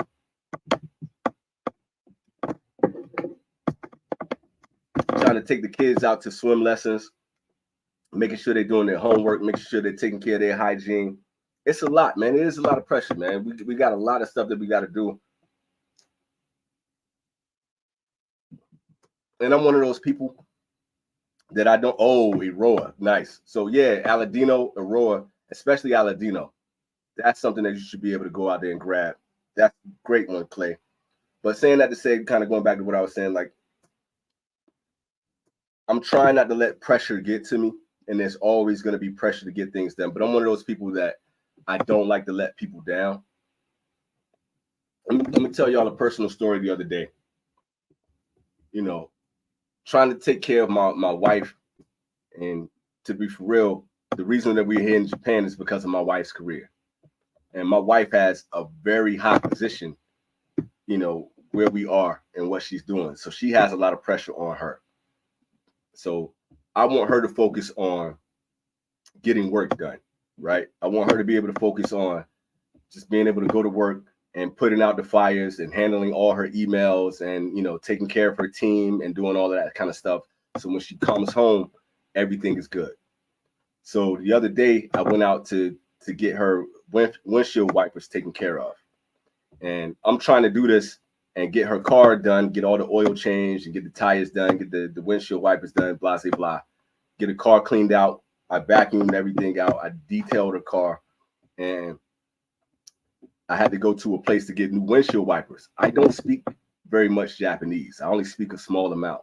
So imagine trying to get a specific part for a specific car in a language that you don't speak, and then trying to explain like how to assemble the car and put everything back together.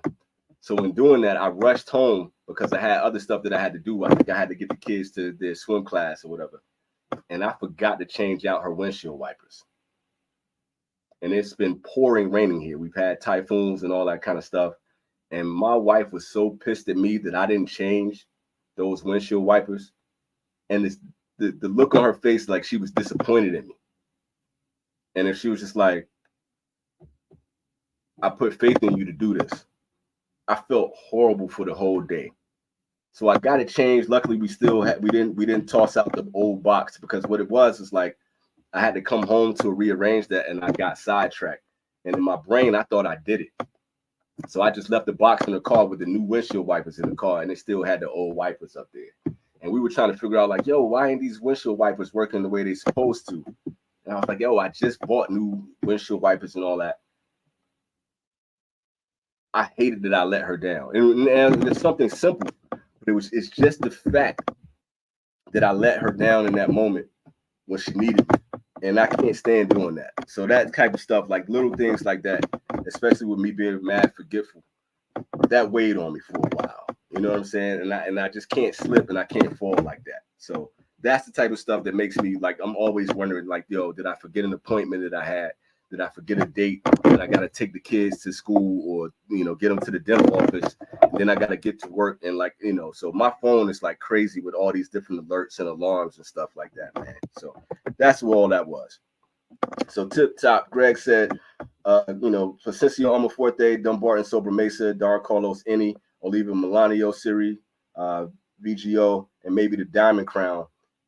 Anything, to be honest, is some tops. And those are all great options. And that's another thing. So just kind of, you know, piggybacking off of what Greg is saying, one thing that you can always get, like J.C. Newman is killing it with their cigars right now. You can get Citrofino, you can get Julius Caesar, you can get the Diamond Crown series, you can get the American. So yeah, those are like, there are several options. Like, just kind of pay attention to J.C. Newman, pay attention to Ashton. It might be a little bit higher than some of the, you know, the cigars out there, but you can always grab the, you know, AJ Fernandez New World. You know, whether you're gonna get the Oscuro or you're gonna get Bella Artes, Cameroon. Like there's some money cigars that are out there that are always gonna be readily available. Oh, see, I look like he's saying some of the same thing. Julius Caesar, Diamond Crown. So that's money. I hope I helped out with that. So that sounds nice, doing those things while she's at work. Effort matters, though. It does, man, and it does. It does, Clay.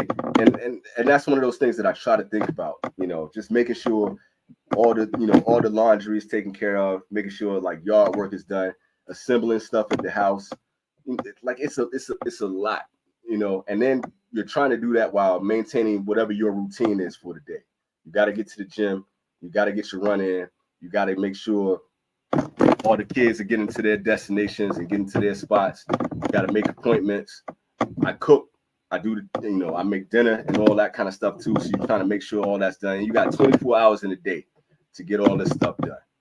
And then, you know, it's certain days when I got to go teach, you know, at these Japanese classes. There's certain days when I got to go out and, you know, do my actual job, and then trying to, you know, get on live. And like, I pretty much scrapped my YouTube channel just because I don't have enough time. Like, something had to give. You feel me? You know, so that goes. Okay, she mentioned Tatuaje too. That's good. I'll get to that in a second. So is my wife military? No, we're completely civilian. But we work for the Navy. So we have a lot of the same access that, you know, we're working on a contract, but we have a lot of the same access that the Navy does because she works for the Navy. So we, you know, that's why we were in Fresno, because she worked for that base that was in Lemoore, and we worked for the military base that's out here. So we got access to the base. You know, we got the military housing. That's why I'm able to stay in a home like the home that I'm in now, all that kind of stuff. So we're completely civilian, but we do operate within a lot of the military parameters. So imagine, you know, the same type of work ethic that you got to have to be, you know, on the Navy base and to support the military and to do all of that kind of stuff. A lot of that weight falls on her. So when people need to be supplied, you know, by the military, it's basically my wife's job to supply that. So she's literally like talking to the captain. You know, she's in meetings with the captain, with their COs and all that kind of stuff. Like, she's up there talking to the people that got status within the military. So for me, to be able to afford the stuff that we have for the kids and for the stuff that we have for our family, I got to be her support. I got to be her backbone. and that I try not to get all of the what do you call that? I can't think of the name right now, where everybody has like, the man is supposed to do this and the woman is supposed to do this and da da da da. I don't do that. The way that I look at it is like we are a family unit, and I got to support my kids' education. I got to support them, socially, so they out there, they're making friends. Matter of fact, when I leave here in a minute, I got to go take my son to his best friend's birthday party. And, it's just like you got to make sure that they're developing. You got to make sure they're getting, the necessary educational tools, especially being in another country. The whole concept is to making sure they're developing and being good human beings. And then at the same time, you want to be a good human being for yourself. And then tomorrow, I'm going out to Fukuoka. Y'all know, like a few months ago, I did an unboxing for Cigar Glue. So I'm going to meet the guy from Cigar Glue. I'm going to kick it with him in Fukuoka. Gonna smoke some cigars with him. But I'm also meeting my homegirl out there to do deliveries for people, so that the people in the military can get their pets out here. So I got a lot on my plate, man. So it's been a lot going on, yo. It's been crazy. Tatuaje. And so when you're mentioning like Tatuaje, it's going to be hard to get the best of the best. But if you can go out there and get in Tatuaje, like the Drac is out there, and I know they're about to release the Wolfman. And if you can get the face, it's not as easy to get some of their limited edition stuff out there. But you always got the Veracruz or Verico. You got the Havana. You got Black Label. So it's some really good Tatuajes that you can always get your hands on. If you're trying to get budget Tatuaje, you got the Reserva line, but on the budget you got the Tattoo by Tatuaje. So they're always going to be on the market too. Clay, I'm glad you said that before you fell asleep on me. Appreciate that. Definitely AJ's portfolio, the Diaz de Gloria Brazil is the best cigar I've had this year. Yo, that's so funny because the homie Steven was just talking about that earlier. So I got to get my hands on that, man, because I'm hearing great things about that cigar. And we were talking about it with Texas. I just love, Brazilian tobacco in general. So I got to go out there and find out for myself. Let's see. Our top selling common sticks, you should be able to find anywhere local. El Pupo. Yo, so I'm gonna go down the line on these as much as I can. El Pupo, the Jester, but the El Pupo is probably one of the best cigars that I had this year. And I didn't expect the El Pupo to be as good as it is. I didn't know it was that much of a regular production. I'm glad it is. Because honestly, I'm not seeing people smoke that cigar as much as they should. And I thought the only reason that was like that is because I didn't think it was easily accessible.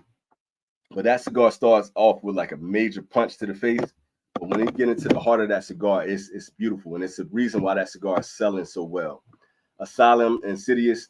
I'm not really a big fan of that Asylum line, but people do love that cigar. Same way with my father, La Grande Oferta. Am I saying that right? Or the Le Bijou. People absolutely love the Le Bijou. That's a classic. I call those armchair cigars because you get a lot of those leathery notes on that. JFR Maduros, the Titan. JFR and Aganorsa are cool to me, and they're readily accessible, but I'm not the biggest fan of that line. But like if you want to get accessible Aganorsa tobacco, boom, there you go. I can see why that's selling like that. Sobremesa Brulee, that's always a good one. I know most people love the Brulee Blue, but like if you want a good Sobremesa from Dunbarton, that's money. Tabernacle, the Tabernacle CT, Havana Seed, or just the original Tabernacle. Those are regular production. Great choices right there, Greg. Yeah, man. I don't know which AJ are you gonna try, man? I'm kind of curious to see what that's gonna be. Oh yeah. So that's the other thing. Like if they're out there with the Placencias, I'm sorry, I'm gonna get back to this comment. But like if you're going out there Placencia, I don't know why I wasn't thinking of. Before they're gone, you want to get on the 146, 149. I didn't like the 151 though. I was not feeling that 151. But that Placencia line is a banger, and you should be able to get those pretty readily available. Let's see. El Pupo is money. I'm currently smoking the Viva La Vida right now. I got one of those downstairs, man. I might I might go grab them. Yeah, because I'm getting down to the end of this Olmec, which was excellent, dude. I enjoyed it the whole time having this cigar, and it was so much better than that Elwood Wednesday. I'm kind of glad I grabbed this one. So I'm gonna leave it to y'all, man. Like, yeah, that 149 is fire. That 149 is absolutely crazy. Can I get Cubans easily in Japan? Absolutely. Absolutely. There was a period.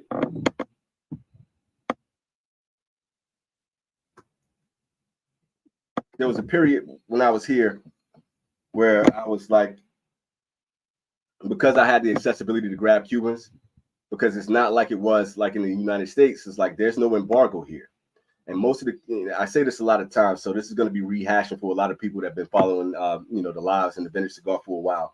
But there's a spot here just in Japan where most of the people, that's what they smoke, is Cubans. They're still kind of very Cuban centric and Cuban focused. I feel like they're like 10 to 20 years behind when it comes to cigars in general anyway. So the most of the things you're going to get is going to be Davidoff. Davidoff is everywhere out here. Fuente, Plasencia, Drew Estates, and Cubans, right? And Rocky Patel. That's going to be the focus. But getting Cubans out here is not hard. Where I am currently is very hard to buy cigars because, it's not a big city. It's not like Tokyo. It's not like Yokohama, Fukuoka, and things like that. So everything is really expensive. So I haven't been smoking a lot of Cubans. But I can imagine when I go out and meet Yov from Cigar Glue tomorrow, we're going to go to a cigar lounge in the afternoon. And chances are I'm probably going to grab a Series D. That's probably what I'm going to smoke. It's going to be that with a Monty too, depending on what they have.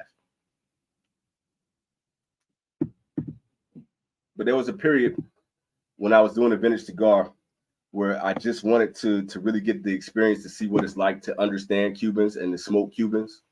So I was smoking a lot of those. Like I went through to the Juan Lopez. It's not Varagos, whatever it begins with the V. I can't remember what the name of that cigar is. It's green and white on the box and green and white on the band. A little bit of gold.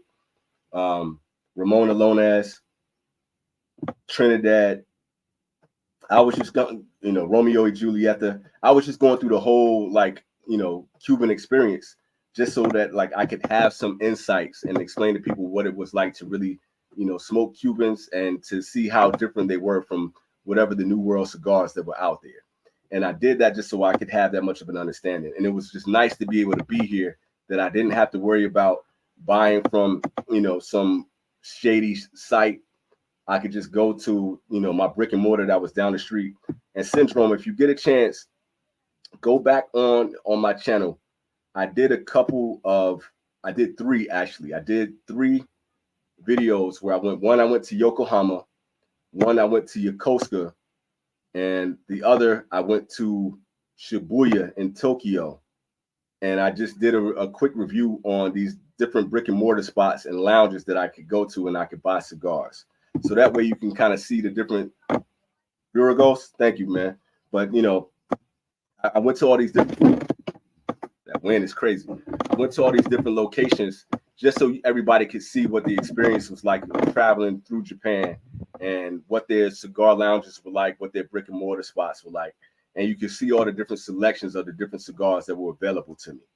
So in a short time, I'm going to make another trip out to Fukuoka, and I'm going to do the same thing again. I found a really cool lounge that's out there. So I'm going to be able to go out tomorrow and scope that out.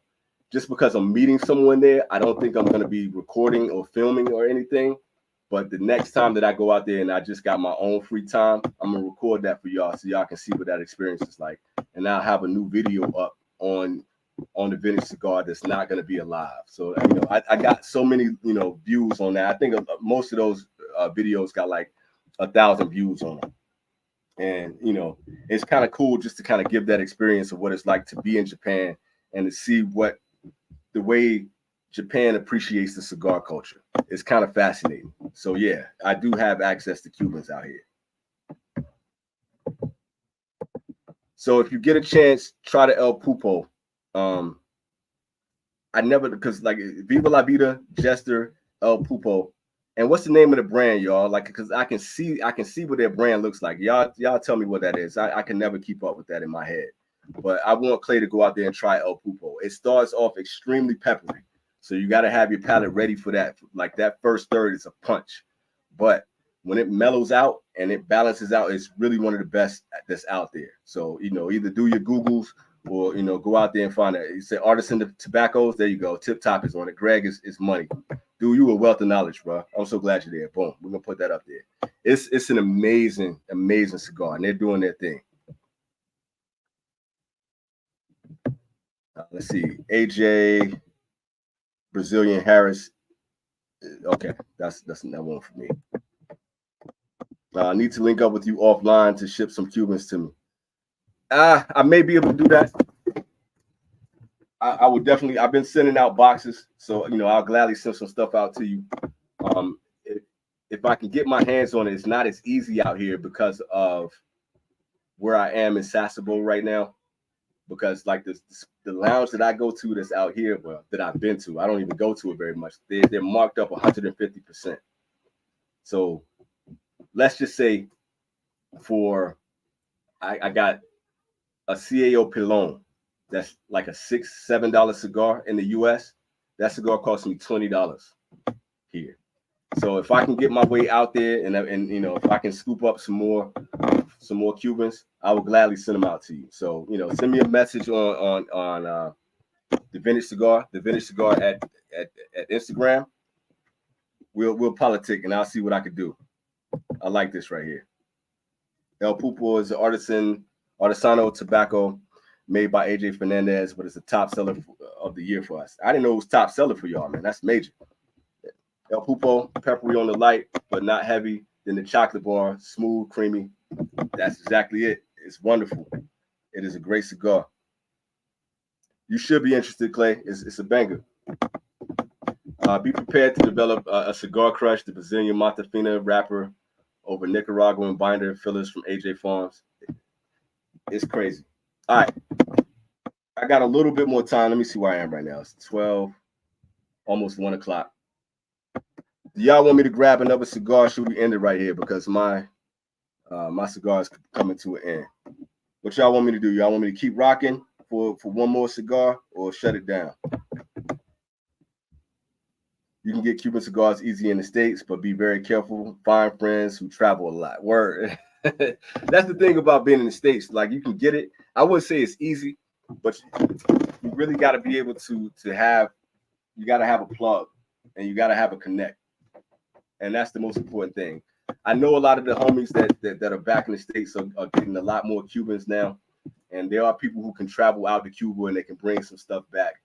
But it's just like you got to be so careful with the fakes and the frauds and all that kind of stuff out there. I wouldn't say it was easy, but it's definitely accessible. I saw Fred pop up, so so go ahead, Fred up here. He said back in the thing, rain free. Yeah. Yeah, look at this. If I move this, it's all sunny out here. We finally back. Clay says she awake. What up, though? Greg getting love. Said Clay is up, so grab another. All right, I'm gonna grab one more. Give me 1 second. I'm gonna grab one of these AJs. Y'all stay right here. Talk amongst yourselves.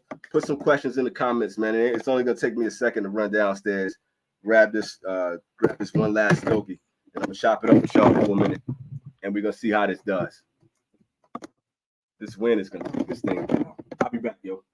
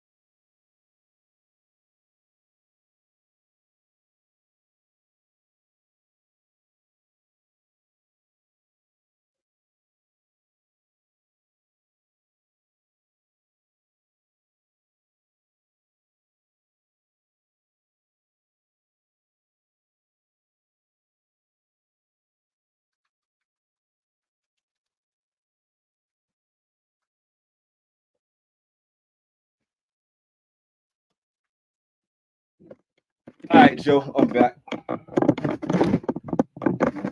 Bring my shade back real quick before I die out here. If he dies, he dies. All right. Boom, boom. Dang, man, that sun is crazy. Bananas out here, man.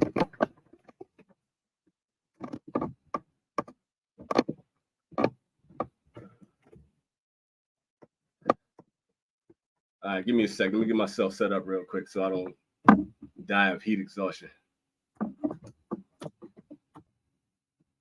Boom. Damn, we're not taking this show out. I'm gonna have to hold it. All right, so look, I got a Viva La Vida. I got the Jester, and I had another one down there. I got I think it was the 5th anniversary joint, the 500, but that one felt like it had a little too much humidity in it, man. It felt like real soft and squishy. This one feels pretty good. I hope this ain't too strong for me, man. That's what I'm worried about, to be for real. Let's see what we got.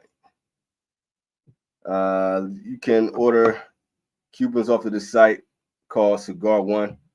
Yeah, I've been hearing about that. I haven't like gone to Cigar One, but I don't really. What's ironic, man, is that I did that whole thing about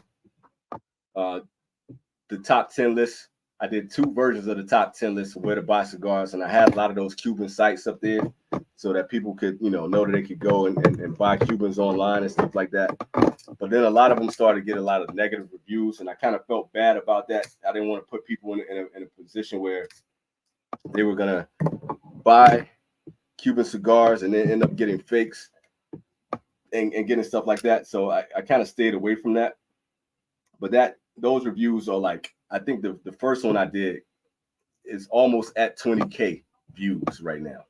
That is the second highest view video that I've ever made. The other one was on my Japan channel, and that joint got, I think it's at like 25K or something crazy like that. It's crazy that you got people that get 100K views and all that, but from my little channel with 300 subscribers and my cigar channel with almost 5,000 subscribers, man, it's crazy to get that many views. It just feels like a wild thing.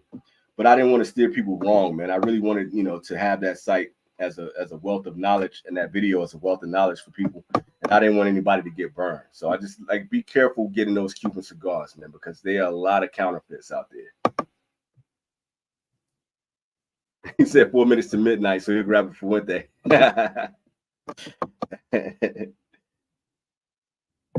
So what about Man of War? It's a lot of those kind of budget cigars. Certain people like them, but I did a buyer's guide a while back of cigars that I will never smoke. Man of War was on one of those. That's just not a brand that I rock with like that, Clay. I don't do Man of War. I don't do Diesel. I don't do Mark Twain. Like a lot of those, like just the way the cigars look aren't inviting to me. And I would rather go with brands that I feel like I can trust. So I don't really rock with those like that. I would say don't go based on my opinion, but those are cigars that I wouldn't smoke.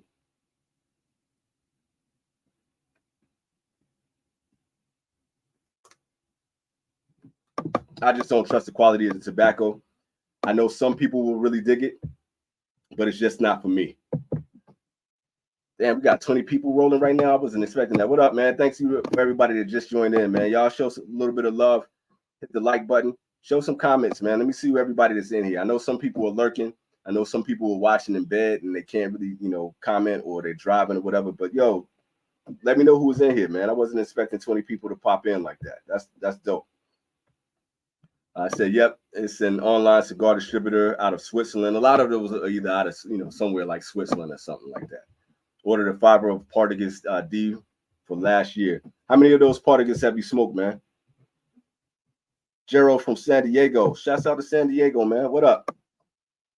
I need to go back there and get a burrito, man. I'm trying to bang it.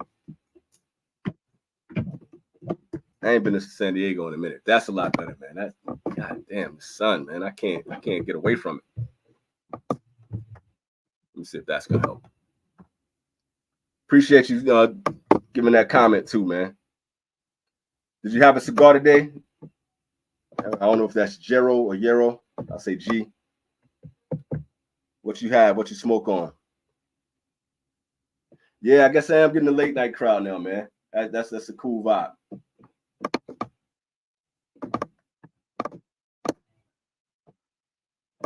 Let me see what we got on this Viva La Vida Jester.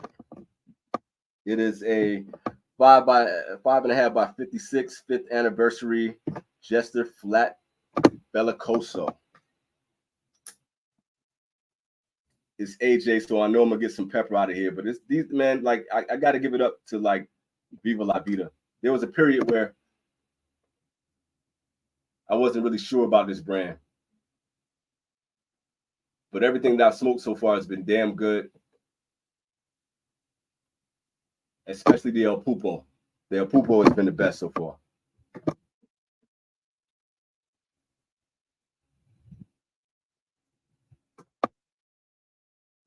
But this is the better idea than to do the 500 that I was going to do. That thing was like real squishy. So I think it would have smoked just like that Elwood Wednesday. So I didn't want to go with that. Twink said, keep rocking. I'm rocking with y'all for right now for sure. Oh, I'm going to get to you, G, in just a sec. Just hit you up on Instagram. All right, bet. I'll respond to that as soon as I got time, homie. We'll politic. Smoking the LFD 25th anniversary. Ironically, or coincidentally, I think coincidentally fits a little bit better. My other homie, G, he and I were supposed to do another live together and talk sports. So I have that 25th anniversary LFD, and I haven't smoked it yet. And I got it in the Churchill size. And the only reason why I haven't smoked it is because I told him that I would smoke it with him. And I've been holding on to it, but I want to smoke that cigar bad, man, because that cigar has gotten so much love and people have said so many good things about that cigar. So I'm going to get around to it. I just haven't done it yet. And now they got the 30th anniversary out. And I'm hearing mixed reviews about the 30th anniversary. I don't really know how well that's going to go, but a lot of people were kind of like, it's not living up to what that 25th anniversary was. But you're smoking good tonight. And then our whole thing here on this live is smoking your best cigars. So that's the main thing. Let me see what Fred's talking about. Oh, hold up. I'm gonna get to that. So like Porpetta and Bronze Bike got me in a chokehold, dog. And understandably, bro. Understandably, because like y'all know how I am about Dunbar. But my thing about that Porpetta is to be a Cuban sandwich.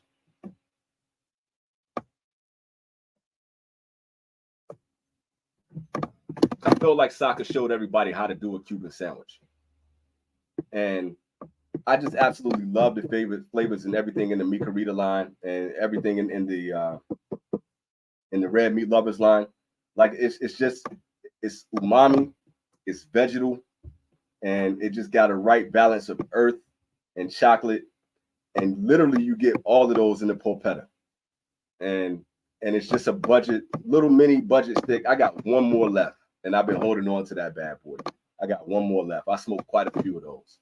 That and the Umbagog, you get the best of all those worlds because they're just Cuban, sandwiched together. And to me, it smokes a little bit like a Cuban sandwich, but for the most part, with the flavors that you get, you don't even mind. So I can see why you got you in a chokehold right now, especially that Bronze Back, man. That citrus note in there. Chef. Oh. The wind is crazy out here, as y'all can see. So hopefully the audio and everything is not too bad with shit blowing around up here. Let's see. Let me see what Greg is saying. Hold up. Is that what you just lit up, the short? That's what I was laughing at earlier. Is that what you grabbed? Let's see. He said, Porpetta is nice. Just needs to be $1 less, and the Bronze Back is excellent. The only reason why I'm not really mad at that, at that price point on that, Greg, is I'm not mad at your point, especially with it being a Cuban sandwich. It's just the fact that the flavors in that thing is so good that I don't even care that it's a little bit more than most Cuban sandwiches. I don't care. And it's only because of the quality. You're not gonna get too many Cuban sandwiches that are gonna taste that damn good, man. And smoke like that. But I definitely understand your point. I definitely understand your point. But you know, I kind of get what Saka is doing with his pricing. I understand it. He doesn't get out of pocket, but he does things to kind of, you know, handle his bottom line a little bit as a businessman. I get it. He said, my son is 3.5. I want to get a box of 2021 Bulls to smoke at his wedding in the future. I see what you're doing. What's the best way to go about buying boxes of older cigars like that? Honestly, I think Greg will probably give you the best bet on that. But just from my novice perspective, is you're going to have to find like a brick and mortar that's in the area that has an older inventory and, you know, may not have sold out on that and had it holding out. Or you might know somebody that has a box that they've been holding on for a while and be willing to resell it. But yeah, this is the main thing. Let me go ahead and grab this. I'm going to jump ahead a little bit, but yeah, good luck. Here's the thing, man.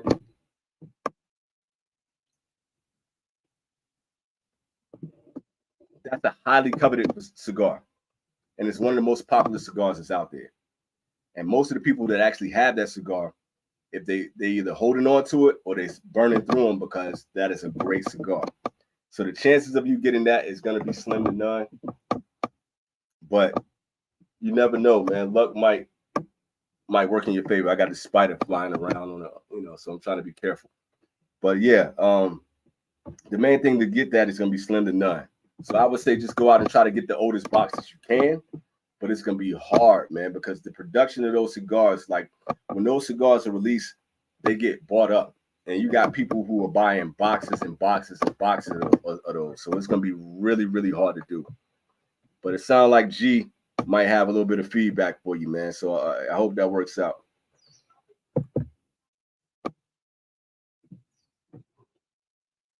Yeah, and that's the other thing. Yeah, so that like with the fact that, you know, that's definitely a cigar that does mature with age and the popularity on that, like the price gouging, it's going to be hard, man. I mean, it's a celebratory cigar. And I'm not going to say that it's impossible, but it's going to be really, really hard for you to get that, homie. So that Umbagog is money in the bank, looking forward to trying the bronze back. Yeah, the bronze back might change your life, man. It's the reason why Fred is going off on that. Like, because it's really that type of cigar, dude. It's really like that.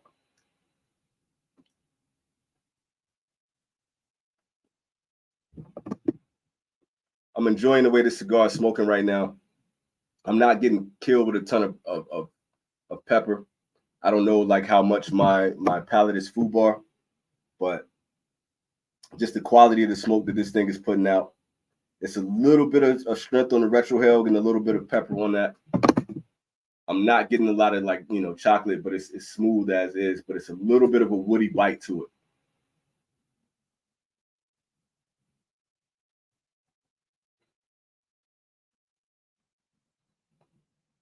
That's a beautiful smoke though. It's smoking really well. He said a flying spider? Oh, hell no. See, the thing is like, okay, I'm going to tell you right now, Fred. One thing about Japan is the wildlife that's out here is crazy. Like, I can't leave anything out here. Like, if I leave anything out here for a day, it's going to be covered in spider webs. There's spiders everywhere. And this particular spider is like sitting right over me right now. And he's just like he's on his web. And he's like floating through in the wind, trying to find a new place to reconstruct his web. And then we got what's called huntsman spiders out here. These things are massive. They're huge, and like they can be in your house. And the other night we had a lizard that was in the house. Like it just is what it is in Japan. And I wish I could show y'all a picture of like how lush and green this area is. So it's so much stuff out here. So like you always got to be careful. It's always something lurking around. So that's why I was acting a little skittish right there. I'm not really like scared of spiders, but I don't like them. And I don't like having them on me. That's the only thing that bothers me. They can be around all day, but you gotta be careful. I like that one. My mom said, "Google me." Yo, Greg is outside, man, so you ain't got to worry about that. And Tip Top Smoke Emporium, you know, I was gassing Greg up the other day, but it's not a lot of people that are in the industry that are like, building their own shops up, building their own brands that really go out of their way to support us as, content creators and to support us as, cigar enthusiasts and reviewers. Greg has been someone that's been like really prominent, just kind of like being out in the scene and just being present and helping people, helping us grow. And we're doing the same to help him grow. And honestly, dude is just like been real genuine, just in support. Just the fact that he's been sitting with me in this live is enough. You know what I'm saying? So it's not about like, the boxes that he sends out to people and, just the generosity that he shows, but it's also about just being in the fact that he's been there to support us as we're growing as channels and as we're growing as people and helping to grow the community, man. So like I got nothing but love for Tip Top Smoke, and I just hope everybody that goes out, that is around and seeing his presence, be it with the the Unbanded crew, being it with Infamous, being it with me at the Vintage Cigar, and just being there, and all the other people that are in the comment sections that's connecting with him, buying cigars from him, and supporting his cigar of the month, all of that. Like I really feel like this is the way that we should be. It's been so many people who have just been negative, and everybody's in competition and trying to be the best, or just kind of feeling like that the cigar reviewers, they look at us almost like we're pests, and that we're freeloaders and stuff like that. But we really love cigars.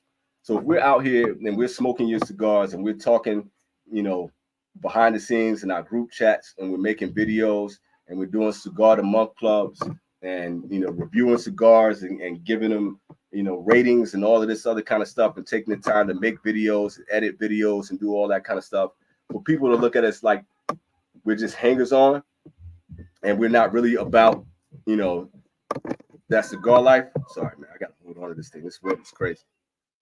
It's kind of frustrating, and it's really kind of disappointing that they treat us like that. And Greg has never come off like that at all, and that's dope. And that's why I give love to John Huber and even to Steve Saka, because they at least have paid attention to us. Shouts out to United Cigar, and because they've been standout. And it's just when you have these companies that can see that you have a presence, and to see that we do have influence that is out here, and that we are just legit cigar smokers, and that we're trying to make our way just like everybody else, is valuable. And I can't say too much, but there's going to be some really big news coming out about some of the cigar reviewers that are out there, with them taking the time to really expand and grow their brands and grow their and being able to support themselves on this. So to have people that do the little things, like just subscribing, hitting the like buttons, showing the presence, commenting, doing things to support us, getting merch out and all that kind of stuff. Those little things help, and it matters a lot. And I think I think a lot of people kind of lose sight of that.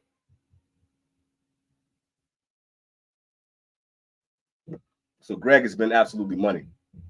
Twink said he's smoking the Night Commander, and this cigar is amazing. I really dig that Night Commander, man. Like I've only had it twice, and the first time I had it, I was absolutely blown away by that cigar. And I smoked that in the Sargentor, and I like the Night Commander a lot more. I really wish that was at a better price point, because I think more people would be promoting that cigar a lot more for Foundation. It's a big cigar, but it's really well balanced, and it's extremely flavorful. It's just, I feel like it's pricing out of being of at its greatest point. But just the amount of time that went into the construction of that cigar, the marketing of that cigar, and the blend of that cigar, it was done right. It was absolutely done right, man. So I'm glad you're enjoying that one, man. That is phenomenal. Yo, so here's the thing. I just bought this stand and I just bought this umbrella. But the wind out here in Japan is so strong. I bought this thing to support, but I gotta have it high right now because the sun level is so like where it's sitting at right now. If I don't have it high, it's losing a lot of the balance. And I don't have any weights out here to support this thing. So it is what it is. I'll use my hand right now. I'll make my way through. Hey, yo, look here, man. I ain't seen this cat in a minute. And I need to politic with you too. What up, Marvin? We got the infamous Crondon up in here. What up, homie? Okay, now that makes sense. Saying you've been super busy filming. That makes sense. I wonder what was going on, man, because you've been kind of MIA. I seen you pop up in pictures and whatnot, but that's it. I'm glad to see you, man. I'm glad you took the time to join me too, homie. It's good to see you, bro. He said, I know I had companies that take interviews over sales at PCA.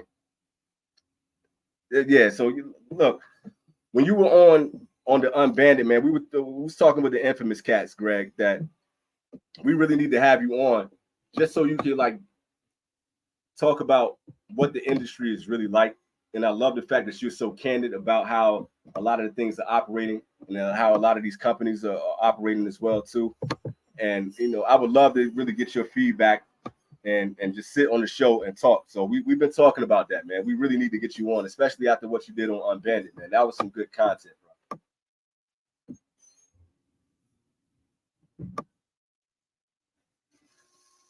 Man, it's so crazy just between this El Wednesday that I had, the Olmec, and this Viva La Vida. When you go from one good cigar to another good cigar, it really shows you like what a well-constructed cigar is all about, man. When you got a cigar that like actually smokes the way it's supposed to.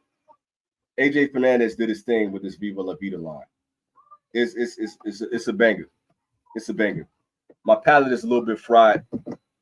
I probably need to, send my son downstairs to get me like a seltzer water or something like that, just so I can taste it a little bit more.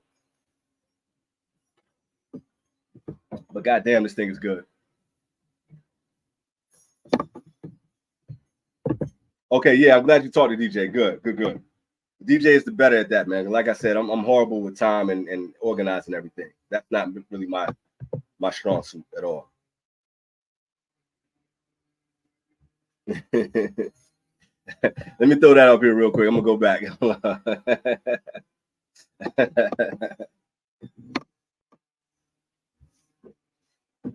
It's good to see the homie out and about again, man. But hey, the bright side is the man is out there working and giving the people what they want. I'm gonna talk some movies real quick since we kind of brought that up. So last night I went and saw, what was the joint I went and saw, man? Romulus, the Aliens joint. So I went back. I hope y'all can hear me, man. They're doing construction out here, so I hope y'all can hear me. Y'all let me know if the audio is good. So last night I went and saw Alien Romulus. And just the other night before that, I watched Aliens. And I was saying on Facebook that Aliens or Alien as a franchise should be in the same space and with the same reverence that they put Star Wars. Just off the strength alone of Aliens, I would throw Aliens 3 in there too. I know that's not everybody's favorite. And then this Alien Romulus joint, it was fire. The last act, when they got a little bit of a twist at the end of it, I didn't love like that, but that like, yo, my wife doesn't like horror movies. But she sat through this whole movie with me last night, so I didn't leave her hanging. That was kind of our date night. We went out and watched Aliens. That joint was absolutely fire, man. That was some good TV. It said solid audio, no outside noise. Okay, cool, because they grinding out here right now. They're getting crazy.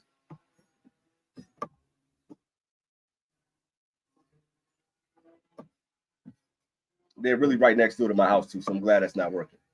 But I don't know if y'all get a chance to go watch Aliens, go out and watch that joint, man. That joint is absolutely fire.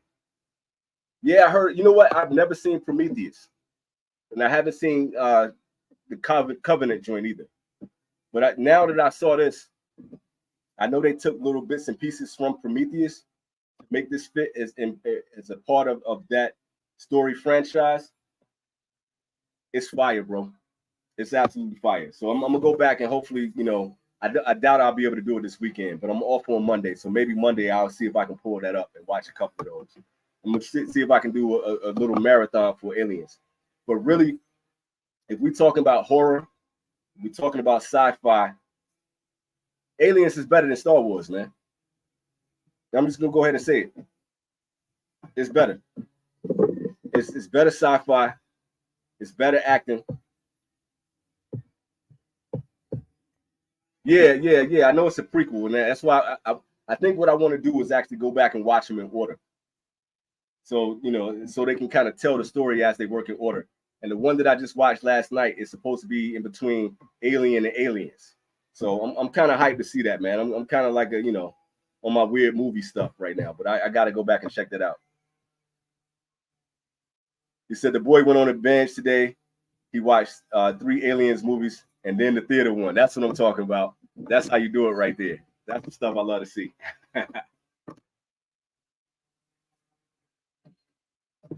Marvin, if you're still up in here, man, what you been smoking on? You had any time to to smoke with the homies, to smoke while you on set, or now that when you got a break from filming, you've been able to smoke? Let me know if you're still up in here. But yeah, man, it was cool to because so the past couple weeks, I went out to the movie theater that was out here when I had some downtime. I went and saw Long Legs, Alien Romulus, and Deadpool and Wolverine. And out of those 3 movies, Alien Romulus was the better out of the 3. People gonna enjoy Deadpool and Wolverine just because it's a Marvel movie, blah blah blah. They can curse. You got Wolverine, Deadpool, and a bunch of cameos. All right, that was cool. It was fun, and I get that people like that joint. That was all well and good. Long Legs, I felt like I wasted my time watching that movie, man. I was so mad that I spent my money to sit in the theater to watch that joint. But Alien Romulus was the first time in a long time that I was actually anticipating something to happen in the movie and then getting what I wanted out of that joint. And it actually lived up to the hype and expectation of it. Was it a perfect movie? Nah, but that joint was damn good, man. Let me see what he said real quick. He said it was kind of between 1 and 2, and why he watched them first. Okay, smart kid. The dude knows what he's doing.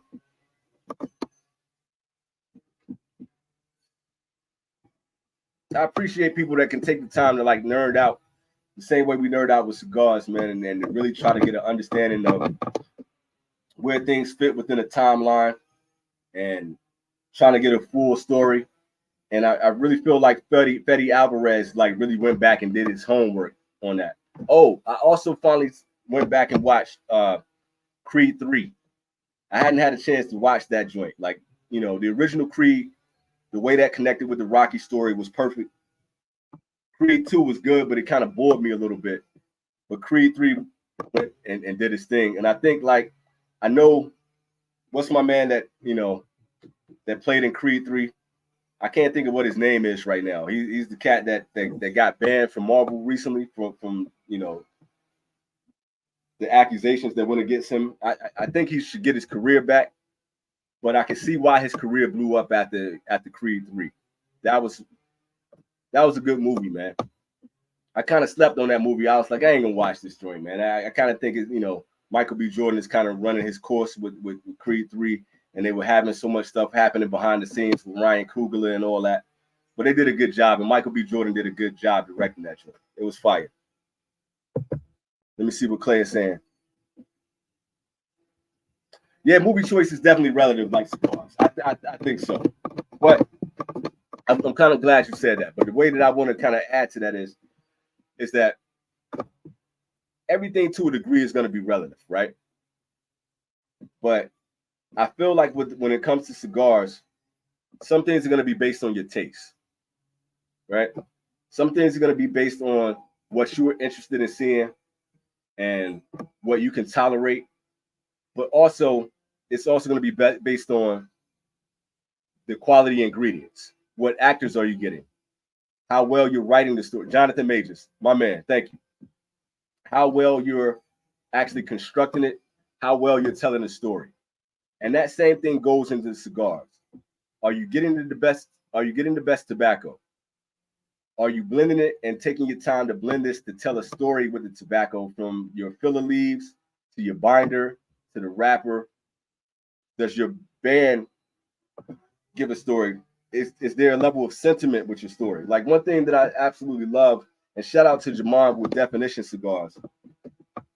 I don't know if you guys got a chance to watch the live that we did with Jamar and Definition Cigars, but I could talk to that brother all day about cigars, just the fact that the passion that he has behind it and why he's making the cigars that he's making.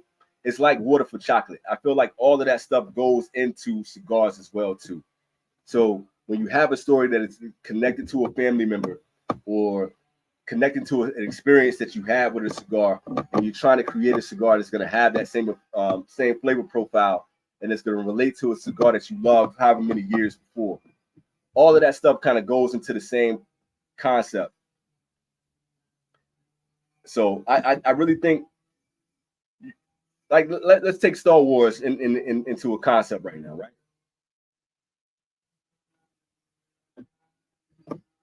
And with Disney, when George Lucas originally made the original trilogy for A New Hope, for Empire Strikes Back, and Return of the Jedi, just in the names of those, alone, just tells the story of what Star Wars is all about. And the way to tell the story of that, like, you're developing the characters in the first one, and it's a hero story, and it's about developing into a hero. And then the second story, you got the evil is actually, destroying the balance, and the evil is winning right now. And then you have what the original message from the original story, coming back with the Jedi, coming back with a new perspective, and being able to take over the evil and bring in balance to the Force. That's a complete, concise story, right? That's somebody that had a vision and actually saw that vision through. And then when you come back with the prequel, it was good. He had a story, but the development of the resources wasn't there with the technology and using the CGI and all that. It kind of took away from the story a little bit. And then when you had Disney come in and it's all about making money, that takes away from the quality of the story. And I feel the same way about cigars. It's like, I gravitate to the people who are making cigars that mean something to them when they're taking that time to sit back and enjoy a cigar. And they want people to have that same experience when they're getting cigars. They don't want to just give them, just take any random cigar, put a colorful band on it, and tell you that this is going to be the best cigar out there. They want you to be able to smoke that cigar and, like, man, I got something from this. This cigar gave me an experience and it gave me a moment. And it's the same way with movies. And I feel like Creed is actually a story that's doing that with their trilogy. I felt like Aliens is actually doing that now that they're kind of getting back into what it's all about instead of just doing it for a cash grab. Just like with the original Matrix, that had a story all about society and fitting into society and where society is going and how, the machines are taking over. Same thing with Terminator. And then it became a money grab and the stories weren't as good. So that always happens, man. All right, Twink bumping some of that Crondon right there. That's what's up, man. Showing love to the homie Marvin. I love to see it. Syndrome said, if you like sci-fi, check out Bobbyverse book series. Self-replicating humanoid satellites that repopulate humans throughout the universe. That actually sounds like it's a banger, man. So when you send me a message, shoot that to me in the message too, so I don't forget about it. Clay said, I haven't seen 2 or 3. I honestly think you should watch them. And I think you should watch them in chronological order too. This because I think the story fits together really good. And they actually saved the story without having Sylvester Stallone in there. And they were able to make it a good story just kind of based on Adonis. They did a good job with that. I want to see what you think. Yeah, catch up on that one if you can. Let me see what the homie is saying here. He said, I'm smoking every day, brother. I can hear the bass in your voice when you said that too.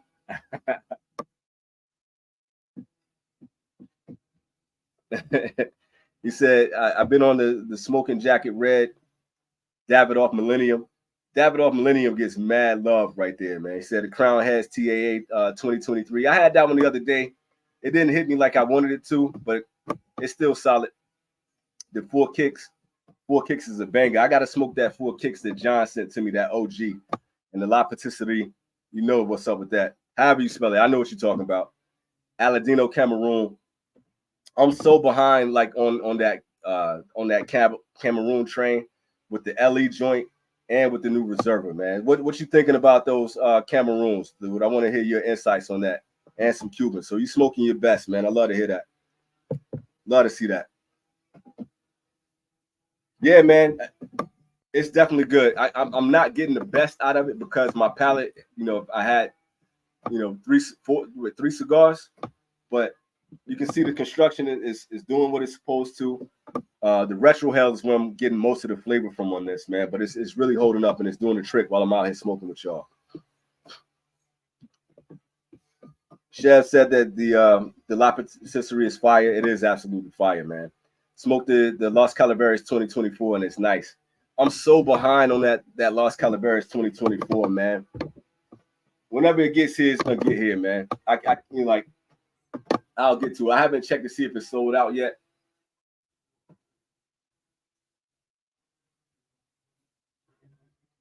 But I have to be honest with y'all. I haven't put my cigar budget aside recently because I had so many cigars that were actually sent out to me that I wasn't like buying anything new.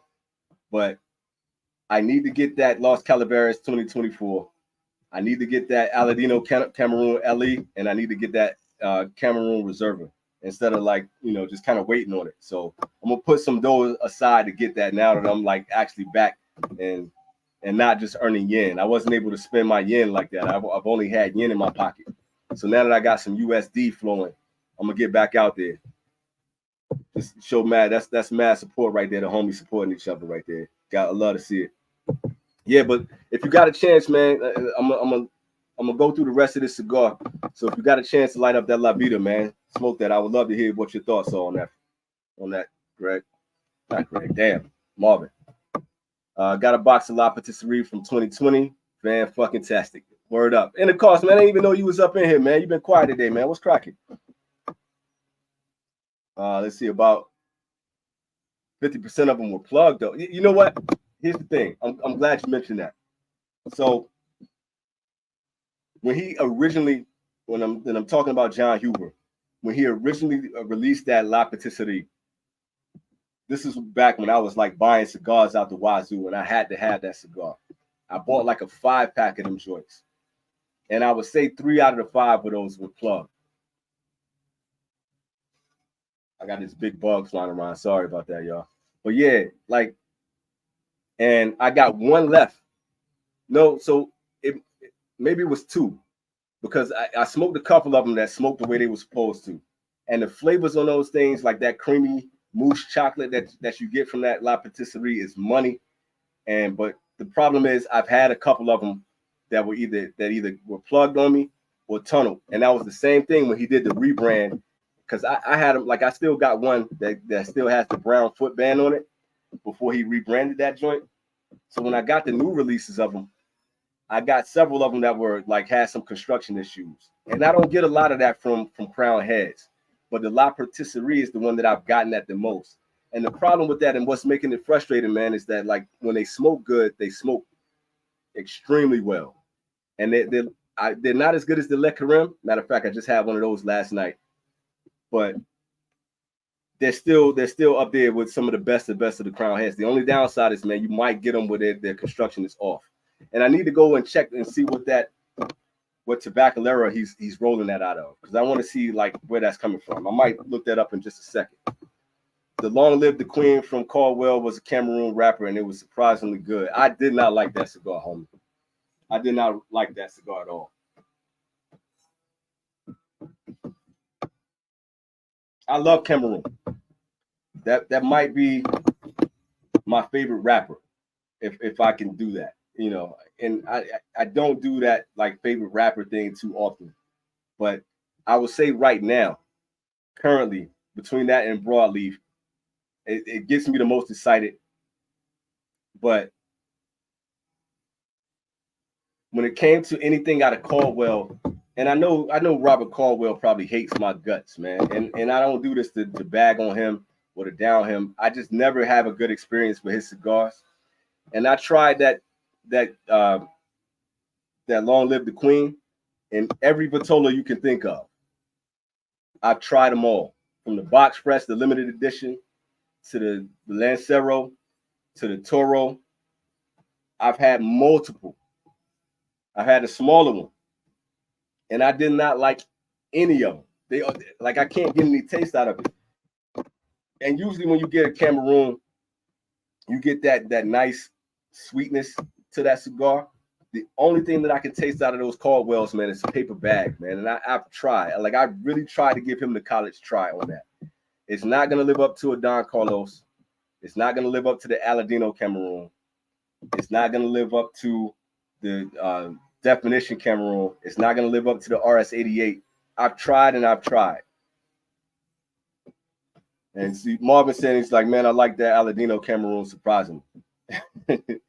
And that's why I want to go back to it, because it let me down the one time that I did have it. But I don't want to, like, the way that people like, it's like I trust y'all palates, you know what I'm saying? And the people that I trust palates like absolutely love that cigar. So that's one of the things that like I really want to get out there and appreciate it for what it is. But it just didn't work for me that one time that I've had it. So I don't want to panic and say that I don't like it. So I don't know if I had a dud that day, but I was in another city on vacation when I had that cigar, and I was smoking it like out in the cold, and it was right when those cigars were released. So I don't know if I just had a bad experience with it. So I got to go back and I got to smoke that cigar. So I'll get it. Nah, man, I'm still in Japan right now. I'm still in Japan. So, and honestly, I don't know when I'm coming back to the States. The wife and I have been talking about it for a minute, but I don't know. Thoughts on the Patoro Terre Blanche. Absolutely love that cigar, man. Absolutely love that cigar. I just had the other day, I smoked my last one the other day. I don't know if I can give you any kind of like flavors off the top of the head. I feel like, I'm rusty when it comes to that. But that is just a solid Connecticut. That it hasn't steered me wrong yet. I haven't had one that was bland yet. Lost and found. I don't rock with Caldwell, man. There has not been a Caldwell cigar that I've liked. There's not been one. Clay says she ain't rock with that joint either. Here you go, right here. Boom. See, that Terry Blanche is real.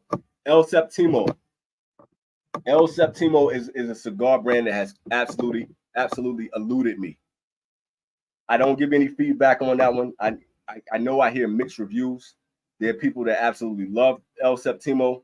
There are people who just kind of think they're overpriced. I can't give my feedback on it because I haven't had one yet.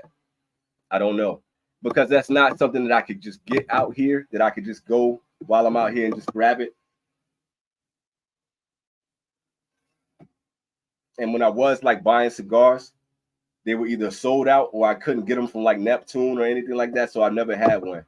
And out of all the boxes, people sending me like great cigars and all that kind of stuff, nobody's ever sent me an El Septimo. So I've never had it. Syndrome got jokes right here, but we'll get to that. He said, no, I know I hate Lost and Remain. Yeah, man, I ain't rocking with that at all, bro. Knuckle sandwich. Here it is. Okay. I like Espinosa. I like Espinosa cigars. His main core line, like the Crema, is it Azure or Azul? I can't remember exactly what it is. It's the one with the blue on it. The orange band joint, I can't think of the name of that one right now. La Ranja, I think that's what it is.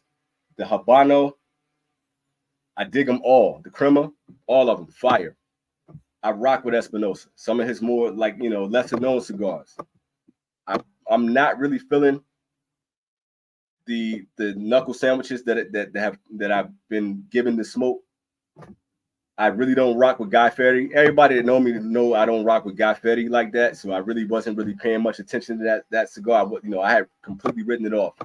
But I will say that the 56 that Matt from Cigar Hound Dog sent me, I smoked it and I liked that cigar. It was good. And I'm gonna give all the props to Espinosa on that because I believe Espinosa can blend and he makes really good cigars. I got no beef with Espinosa.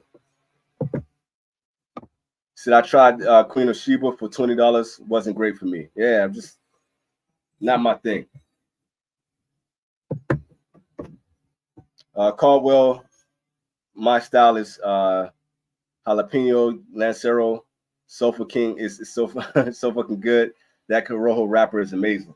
Hey man, enjoy that cigar. I just don't rock with them, man. And here's the thing: like if it came across to that cigar where it was in the humidor, and I didn't have to pay for it, I would smoke it and I would try it. I give everybody the benefit of the doubt. I always do that. I even did it with the knuckle sandwich. But I would say 2 to 3 years ago, especially when maybe 4 now, when Lost and Found was at its height and Caldwell was at its height, there were some of the most beautiful bands that were out there. The cigars look great, but I've never smoked one that I've enjoyed. And I've tried. Like when I try to tell you I try and it just never hit for me, man. So I'm gonna take your word for that one, homie. And I know you got a good palate, but it's just I just don't rock with them. The LLTQ was medium in strength, but the blend wasn't bad. Good aroma and burn. I ain't get any of that, bro. I ain't get any of that. Reminded me of a milder Long Live the King. See, that's the thing. I didn't like the Long Live the King, which was interesting since it has a Dominican Corojo. I get no flavor out of them joints, man. And I'm not really trying. I swear I'm not trying to be negative. I'm not trying to bag. It just never worked for me. I ain't gonna say that's the best Cameroon because Don Carlos is always gonna be out there. And my number 2 right now is Definition. That Noir is crazy. But probably in a close third, that Cameroon is up there for me, man. That like y'all know how much I love that joint. It's open. Okay, thank you, kid. Don't lock me in, bro. Sorry, that was my son. Let's see. I'm trying to catch up with y'all. I'm glad y'all are still here with me, man, for 3 hours, man. Thank y'all for rocking with me this long. And thank y'all for putting in these comments, man, and keeping the show going. I really appreciate y'all. It means a lot. He said, I had to Long Live the Queen and Lancero, and it made me highly upset. I wanted to fight after I smoked that cigar. Man, that like I feel it. I was kind of in the same boat, man. I was kind of Clay trying to keep you cool, man. Don't fight. So Marvin said he ain't a fan of El Septimo. That's one I gotta try to see, man, because I don't want to like give my opinion on it without really like getting into their portfolio and seeing what they're all about. But it's one of those things that like the reviews on them have been so mixed, and it's really like one way or the other. It's usually like people either really feeling it or they just don't rock with it at all. You know what I'm saying? So that's kind of tough. Any noticeable difference between the red meat lovers ribeye and the beef stick patolas? Man, that's tough for me, man. I personally like the ribeye better. I ain't gonna say like it's a significant difference, but I would think the beef stick was the one that I liked the least. But the ribeye was probably one of my favorites. I'm not gonna go out on a limb and say that definitively, just because I've had several patolas of the red meat lovers, and I smoked them in different times. And the times that I was smoking them, I wasn't really paying attention to what Vitola was which. I was just happy to have them because they were really hard for me to get where I was. Like I couldn't get them shipped out to me soon enough. And when he originally was releasing those joints, because it was strictly on smoke end, before I could get them, they were gone before I could get them shipped to me.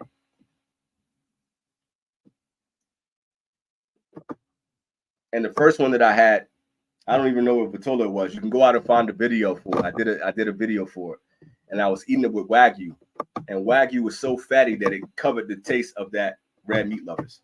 So I didn't really get a feel for how good that particular cigar was. Every one that I've had since then has been phenomenal. So, and each time you still get that savoriness, you still get that mesquite kind of flavor from it, and you get that, you know, that consummate, you know, Steve Saka vegetal earthy baseline with that umami flavor in there. So it's money. I don't think you could go wrong with either, but I would probably say the ribeye is probably the best. That porterhouse is a bigger cigar. That's still good too. So I say you really can't go wrong. I said I had the 601 La Bamba, and it was really good. That's a cigar that I've never had, man, but I've heard great things about it. That's one that I want to try for myself. I heard it's full body too. I heard it got a little bit of a kick to it. That's a good way to put it, yo. They are kind of meal replacement cigar. I like that one. But yeah, that fits. I said the Definition Genesis was a banger. I liked it, but I would say for me, the one that I had the other day, I had it in the Lancero. That joint hit. That was the one that I had in the OG Vitola. I can't remember. I think it's like a 6x48 or something like that. It was good, but I didn't love it. But the only reason why I would say that is because I was comparing it to the Noirs, and I was comparing it to the Equalizer and the Pig. And I would take all of those surprisingly over the Genesis. And what's strange about that is that I wanted to like the Genesis more because of how much of his soul that he put into that cigar. You know, because he dedicated that one to his mom's. So I wanted to love that one a lot more. And I appreciated it was good. And like I liked it, you know, I had the Lancero joint on the live when I was with him. And I liked that one better. So that makes me want to go back and revisit the Gen 14 again. I want to go back to it because maybe it was just, you know, it was an off day that I didn't like it at first. I ain't gonna say I didn't like it. I didn't love it. It is popular. It is popular. And if you get a chance, this is one, Clay, that I would say with the Noir, that if you see it, it's box worthy. Like, yeah, I know I'm not gonna say that too fast. So if you can get it in multiples, I would say do it. That's a cigar that each time I have it, I feel like it gets better every time that I smoke it. But it is extremely popular. So if you get a chance to get that, then shoot for it. It said Mr. Human, the owner of El Septimo, is a billionaire who has cigars that really, if he bought the brand from a prince in Saudi Arabia or some of those places. I know it's some kind of weird story about that, about him being a billionaire and buying it off of somebody or something like that.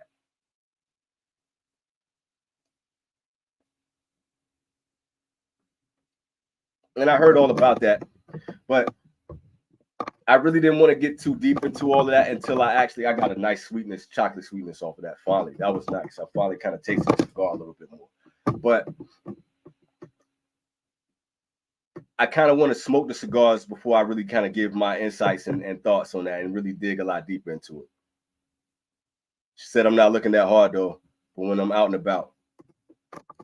I know that's in your area too, so it shouldn't be too crazy. I know. I'll talk to Jamon. I'll shoot him a message and kind of see where he's reeing up and where he got him in stock.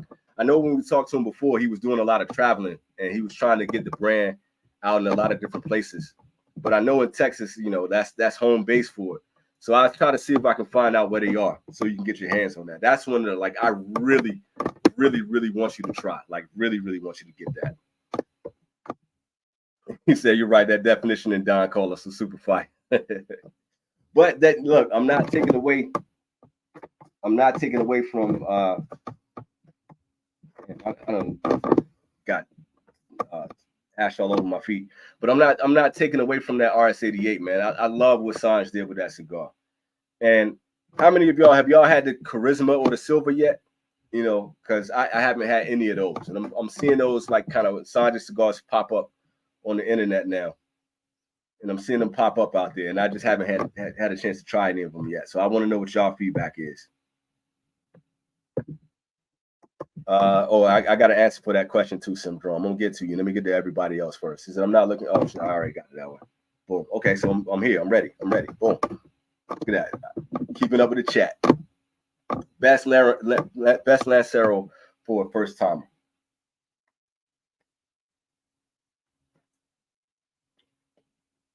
My opinion, and I want other people to chime in to give their opinion on this one too. I want y'all to answer this one for Syndrome as well too. But my answer is going to be Aventura, the Queen's Pearl. That is hands down my favorite Lancero. And the reason why I say that is because, and I don't even know why I didn't bring this up when somebody, it might have been you that was asking me about, like, you know, my favorite Connecticut's. I will put that at the top of my list of one of my favorite Connecticut's. When you get a chance, go to my, I think I got like 6,000 views on it. Top 10 best Connecticut's. And that one is definitely on my top 10. If you want like a Connecticut that's going to give you just bounds of flavor, that's going to be good from the first light all the way to the end, and smokes better than most Lanceros that are going to be out there, that's the one that I would go with. I think Aventura in general kind of like flies under the radar. The Royal Return is good. The Conqueror, the Navigator is good. They have some really good cigars. But that Queen's Pearl Lancero is I haven't had a Lancero that can touch it. Period. Point blank, period. And I'm not the biggest Lancero guy either, but that's one, if you're just getting into Lanceros, that's one that I recommend a million times over. Where can you buy Industry Killers? I can't tell you, but like, because it's YouTube. But I would look into Sanj Patel and Insomniac with Should I Smoke This? Do your Googles. It'll pop up for you. But you got to be careful on YouTube when you're telling specific sites to go to. But it's out there. And that's the best answer I got for you on that one. And I highly recommend going out there and try the RS88 and the Industry Killers. Yeah, you see how Marvin is talking about it. You've heard, just from all of us in the Infamous, and just the zeitgeist on Industry Killers. If you're trying to get affordable cigars, if you're trying to get something where you can taste a really good Maduro, you can taste a really good Connecticut, you can taste a good Cameroon, that Industry Killer is money. An underrated cigar that you put me on was the Nicaragua Series AJ. Got to keep that in the Humidor. Look, I know I was talking about that earlier, but I was really trying to harp on in that moment that was a cigar that I wasn't expecting to really have. Honestly, the guy in New York that gave it to me was just like, yo, this is a really good cigar. You should try it. And my brother-in-law and I just kind of sat on his porch in Brooklyn and smoked that cigar. And I have not had it where that cigar did not do what it was supposed to do for me. That cigar was like smoking a Tootsie Roll. It's a banger. I'm glad you had the same experience I had with it. And I feel like it's regular production enough that you can just go out there and find it. And it's under the radar. So people aren't buying it up so much that you can't get it. You feel me? So if you can get your hand on that, again, they will, everybody keep that in your humidor. All right, love. Good night. Thank you for rocking with me this long. I appreciate you. Yeah. There you go. I can't put the rest on it there, but I'll leave that there for a second. That it's not too hard to get the industry killer and get Sybc cigars. And there's a specific place that you can go. It's there. It's out there. So I do it like that. I just don't want this. Like, this is the only thing, like, when I'm doing the lives, I know I'm not getting a lot, but I can actually monetize this joint. So if people wanted to send super chats, or if I wanted to, to have the show go on, I can usually keep this one monetized. Ain't like I'm getting anything. It's like cents on the dollar, but I at least want to keep it there and keep it alive that I can do that. I don't want them to like give me any kind of strikes or shut my channel down. It said Connecticut. Have you had the Camacho or the Nate Sherman host? No. And the reason why is because I don't really rock with the Nat Sherman joint, and I don't really rock with Camacho like that, Cunningham. And that's really why. I think I have had the Camacho Connecticut, but I ain't got really anything negative to say about it. Anything that's like Ferio Tego and Nat Sherman, I don't rock with them. That's a staunch. I don't rock with them at all. And I know her clocks hates my guts too, but that's just me being 100.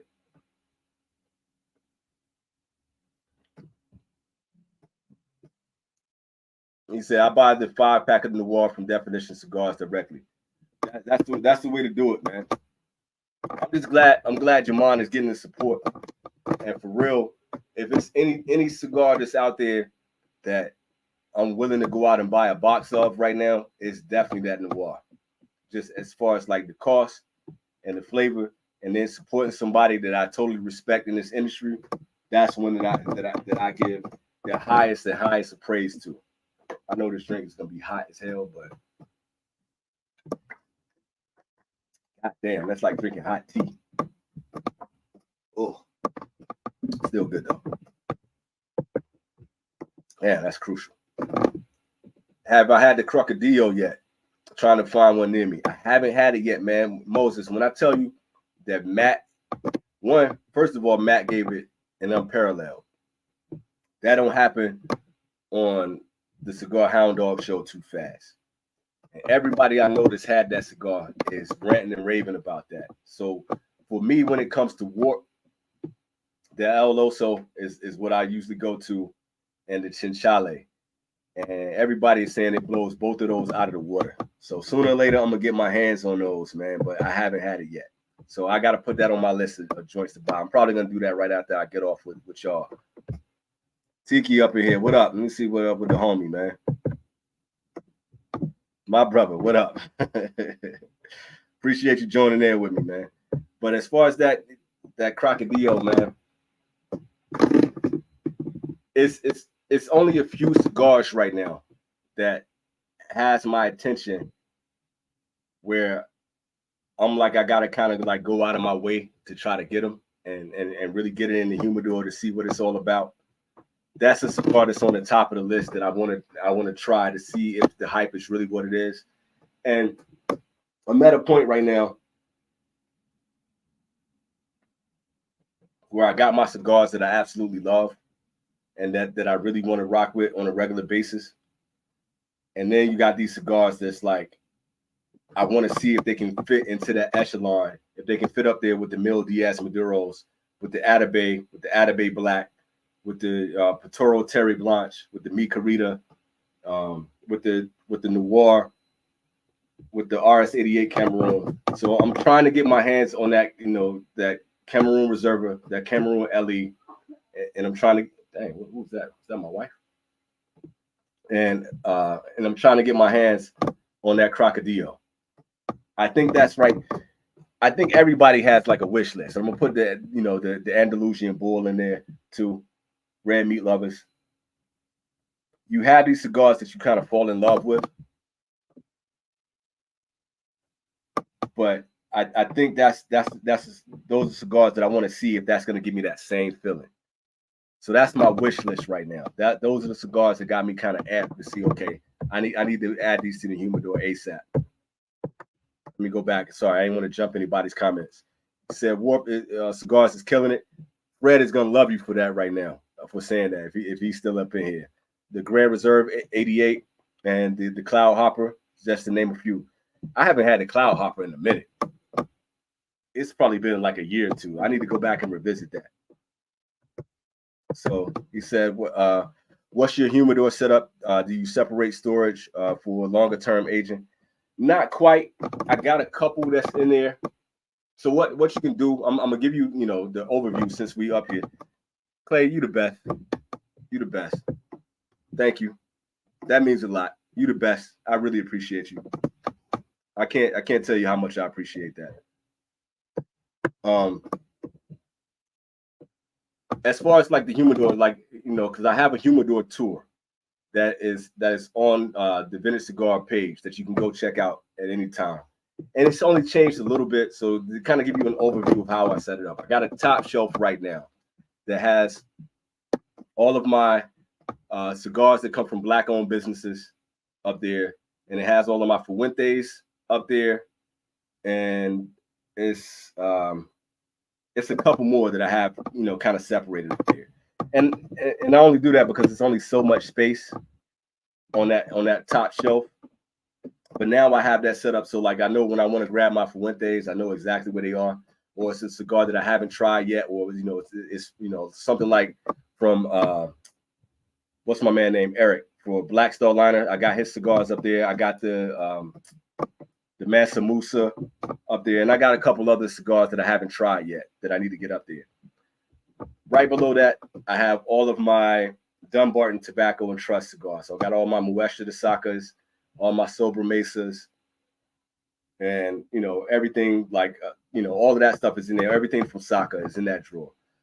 Right below that, I got a drawer full of just strictly Sanj Patel. I got so much Sanj Patel that I think I can't close that drawer because it's so much Sanj Patel. That dude has sent me so much shit, it's crazy. So I got all my FFKs in there, all my industry killers, my RS88s. Oh, and I got my Cameroons on the top shelf too. So I got one more from Definition Cigars up there, and I got my Cameroons up there from Sanj Patel on my top shelf.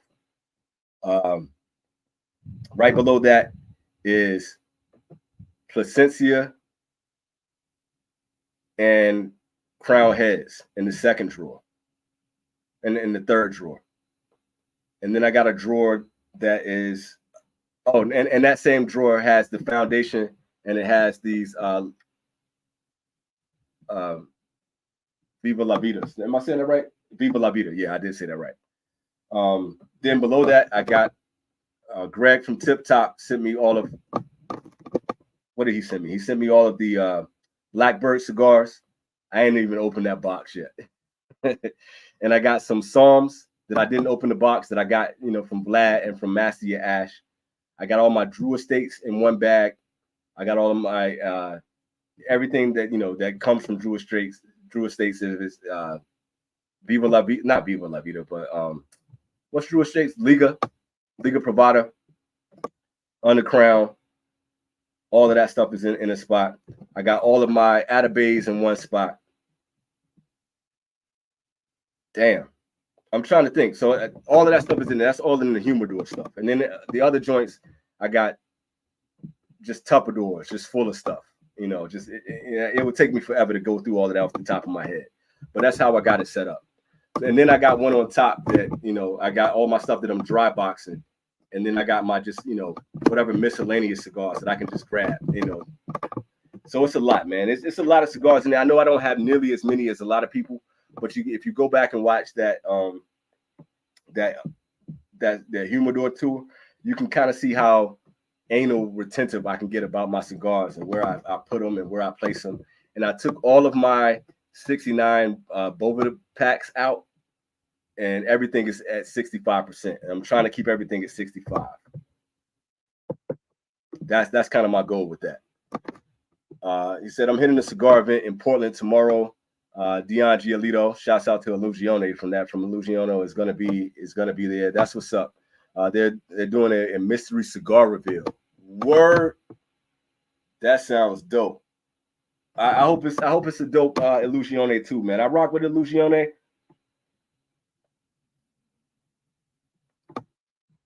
But I feel like Illusione can kind of be too Cuban-esque sometimes, and they kind of sit in one pocket. But if he's releasing something new that is, going to be a mystery cigar reveal, I hope it's something banging, man. I would love to hear what your feedback is on that in the course when you find out what's cracking with that. That's dope. I'm jealous. I can honestly say. The Rosewood 1923 from Black Star line is damn good. Yo, Black Star line gets busy, man. I think I got that one down there, and I just haven't lit it up yet. I don't know if I got that one from Black Box Cigar Club. I'm not sure. Or if somebody just randomly sent it to. No. The homie Stick God Travel sent that out to me. So I got to light that up and see how banging that is, man. I want to follow suit with that.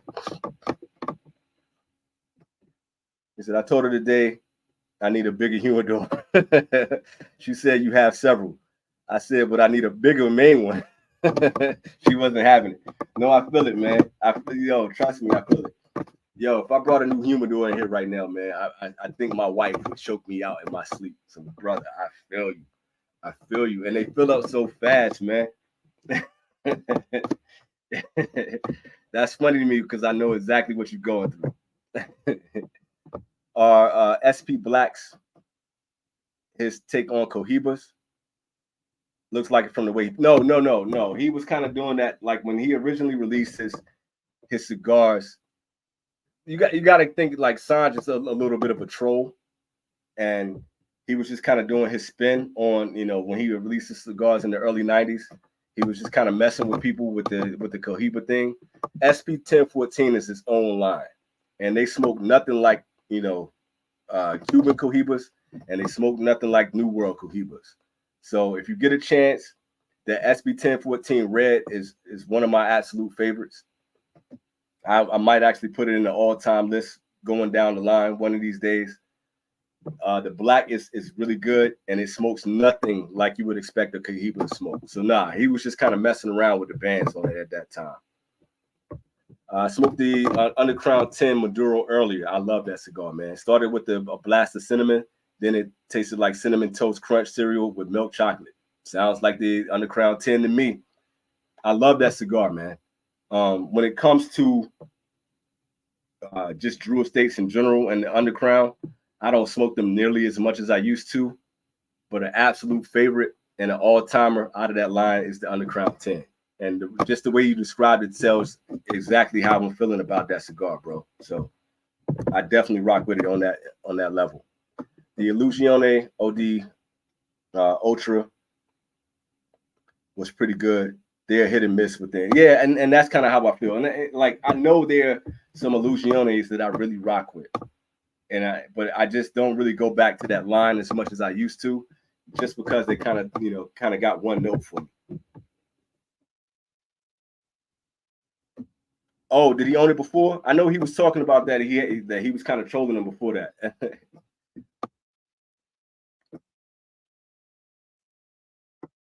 If y'all want to go back, he tells the story on our first live with him. So if you want to go back to the New Wave podcast with Sanj Patel, if you want to be entertained, you will be entertained with him trolling everybody about that. He got on his soapbox with that joint. And it's really a funny story. So I would go back so you get the full details. So you're not getting it, third hand from me. You get another humidor, your wife will turn into Godzilla on your ass in Tokyo.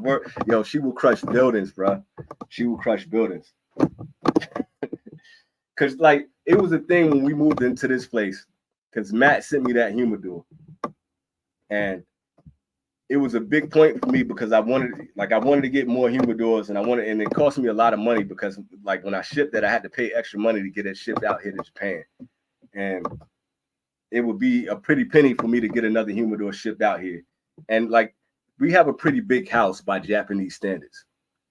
And even with that, trying to find space in this house for everything that we have, because we've been collecting, just furniture, and we've been collecting stuff on our travels across America and our travels here in Japan, and bringing in more humidors, my wife would choke me out, bro.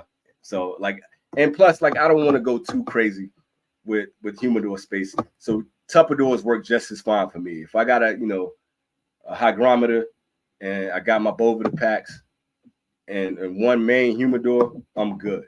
I think I'll be okay. So she kind of won that battle. But I did think about it before getting more in, and she was just like, yo, we do not have the space for that.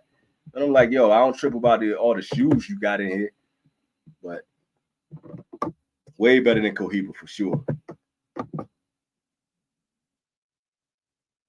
So yeah, he did say that. He did say that. So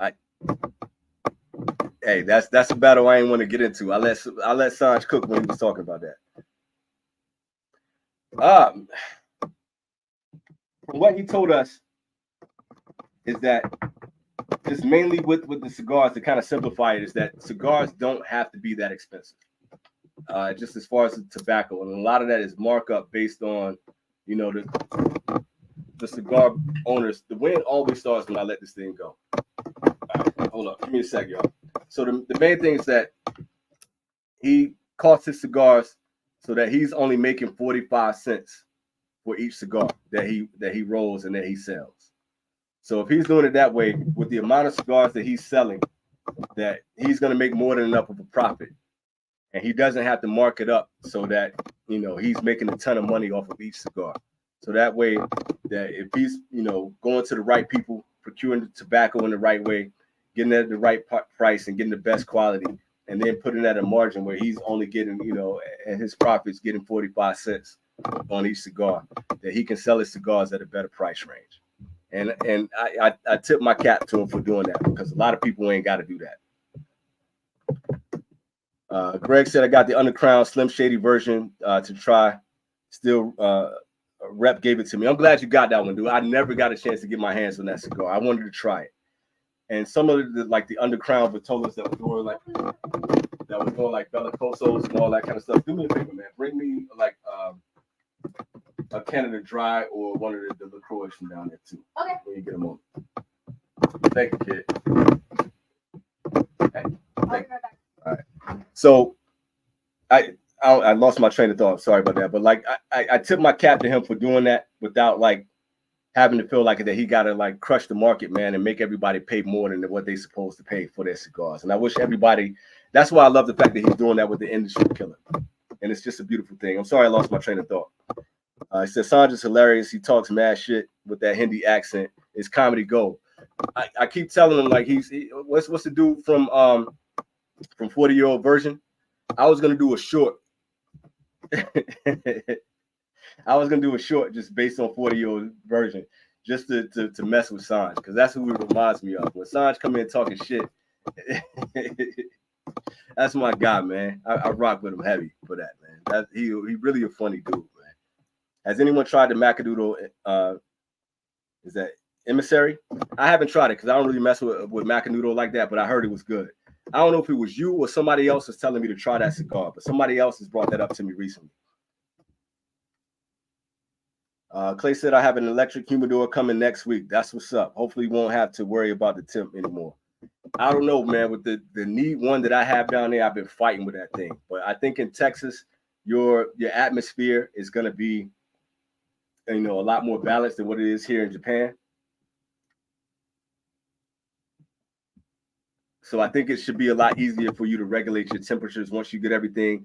Get all your cigars in there. Once you give them time to settle and have the necessary, you know, humidor packs in there, I think it should be good. I don't think you'll have the same troubles that I had.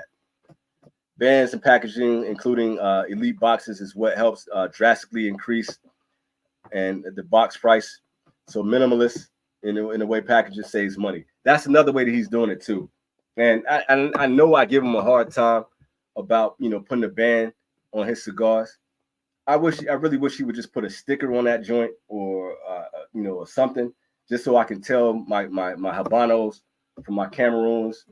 But it is what it is. I'm not mad at him. But even when he's doing, like, you know, like with the Charisma and with the SB 1014s, they are marked up a little bit more, but they're not too crazy. My man, love you, kid. Love you, Dad. But even when he's doing that, his prices aren't like too out of control. And I know he was saying, like, you know, I think it was the Charisma. Is that the one that's like $12 for that? Even that is not like too crazy. And he was saying, like, you know, it's expensive, but it's not too out of control. So I love what he's doing.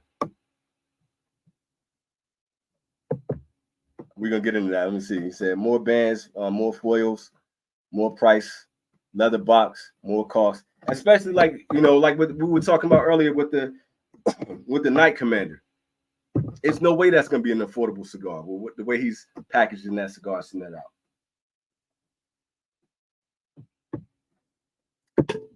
And you got people doing wood coffins and all that kind of stuff.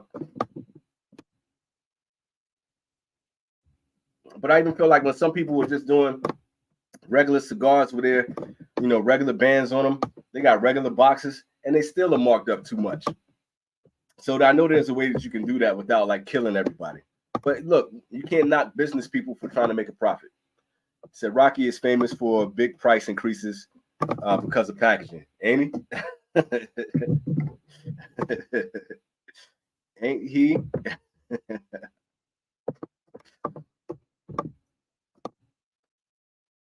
It just has Mac Embassy.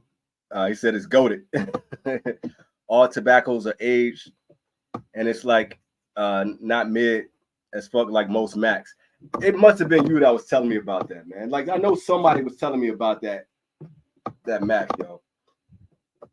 And I haven't tried it, and I gotta be honestly, it's not one of those cigars that I'm looking for.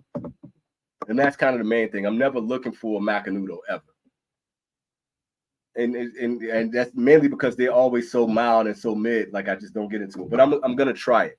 And I was saying that somebody I know that a friend of mine just gave me a Macanudo, and I wanted to check to see if, you know, because I know it's in a glass tubo, and I don't think that's the same one. But I'm curious, like if I ever come across it, I'll try it. You know, I'm not gonna say that I'm not gonna try it. I'll see what's cracking with it.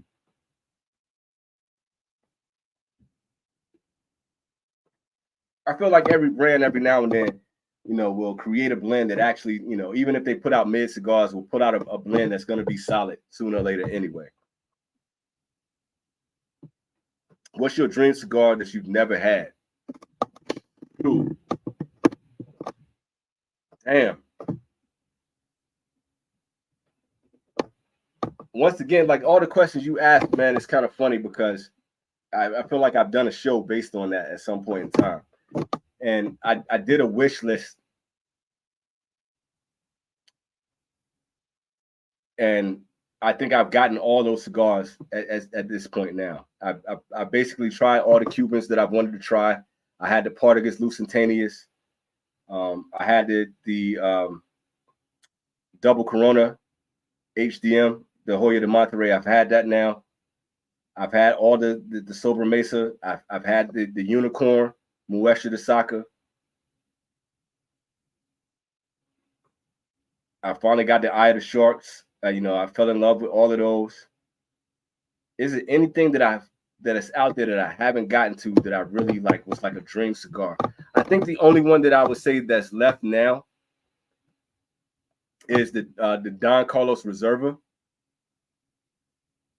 And I've had that cigar, but the one that I got was plugged. So I want to try it again. But I think that's it, man. I don't think it's anything out there at this point because I've just been fortunate enough with doing this channel and, you know, just kind of going out there and really, you know, making my way, trying to get all the cigars that I wanted and making that a point. If you remember, like the original version of the show that I did was called I Want the Smoke. And my whole concept behind that show was doing a long form podcast style essay on the cigars that I really wanted to get my hands on and smoke and review them and kind of give my feedback on those cigars. And I've gotten the majority of them.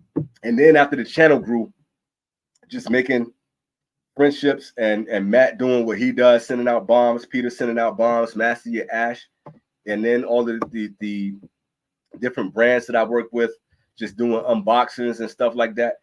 I basically tried just about everything that I was trying to get my hands on. So it's really not too much out there. And I mentioned the cigars earlier that I'm interested in smoking now. I wouldn't really put them in the dream category, but they're all cigars that I'm interested in. But like now, like I've really like kind of hit the holy grail for all the cigars that I really wanted to smoke at this point, you know? And just off the top of my head, man, I think I've tried just about everything that I was like, I gotta have it. And, you know, thanks to Peter, I didn't think I was ever gonna get the Moesha the Soccer Unicorn. Just because it was $100 cigar. I'm not spending $100 on any cigar, period. But having a chance to smoke that cigar, and I smoked it right up here, like right when I moved into this place, that was kind of like a dream come true, because I love that Patola, and y'all know how I feel about Dumbarton tobacco. I love the Moesha, I love the Moesha the Soccer. So I've gotten it. I think I've pretty much done everything. No, don't apologize for that, man. It's just kind of funny that you're just asking all the right questions. It's just funny. It's just like, I think it's worth it to go back through the catalog, man. It'll answer a lot of the questions. It's kind of cool that you ask those questions. So please don't apologize for that, whether joking or not, man. I think that's all love. He said the only reason I tried the emissary was because I got it in a trade. Hey, but that's really cool. Like when you're not intending on getting a cigar like that, and it's a magical cigar that actually works for you, especially when you didn't think you were gonna like it, or just like, oh, I'm just gonna try the cigar. That was the same thing with that AJ Fernandez, man. I really didn't think I was gonna, think anything of that cigar. I just wanted to sit and talk to my brother-in-law, man. We were just gonna sit out there and chill, and that cigar was magic. It happens like that sometimes.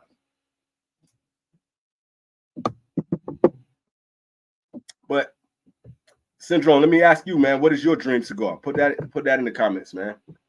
What is the cigar that you want to get? Thoroughly enjoy it as well, and of course, definitely a must smoke. Okay, bet, man. Like if y'all two are saying it's like that, man, on some Kendrick Lamar. If it's like that, it's like that. I gotta go see it. I know it's certain cigars that I'm like completely anti on, and it's only certain cigars that I'm just like, I just won't smoke. But something like Macanudo, I put that on my list of cigars that I've never smoked. Now that I think about it, but I would do that in the sense like if somebody recommends a cigar for me, in most cases I'm gonna go out there. If I get it, I'll smoke it, because I never want to I take my integrity on being a personality in the cigar community and being an influencer and being a reviewer at one point in time. I feel like my integrity on my opinion on cigars, I feel like it has somewhat of some kind of merit. And for people to even stay on my lives and stick with me for almost 4 hours, or, to watch my channel and subscribe to me and do all that kind of stuff, I really feel like I got to have some kind of valuable insight and a real connection to what I do. So I never want my word to just kind of feel like it's hollow. You feel me? So I always try to if there's something out there, I try to, smoke it to give my opinion on it. Even when it came to like Caldwell and Ferry Otego, I wanted to give them a real shot and see what it was like. Even with Davidoff, I'm not the biggest fan of Davidoff, but I go out there and I try the cigars just to see, okay, am I going to get into this? It might surprise me, because you never know what cigar is going to kind of like hit you by surprise. It might really be something that you love. Amazon Basic. I think you really dang, I hope you can get that cigar. I really do. And I'll try to see if I think I only have like one more, I think. Because I think I smoked the other one the other day.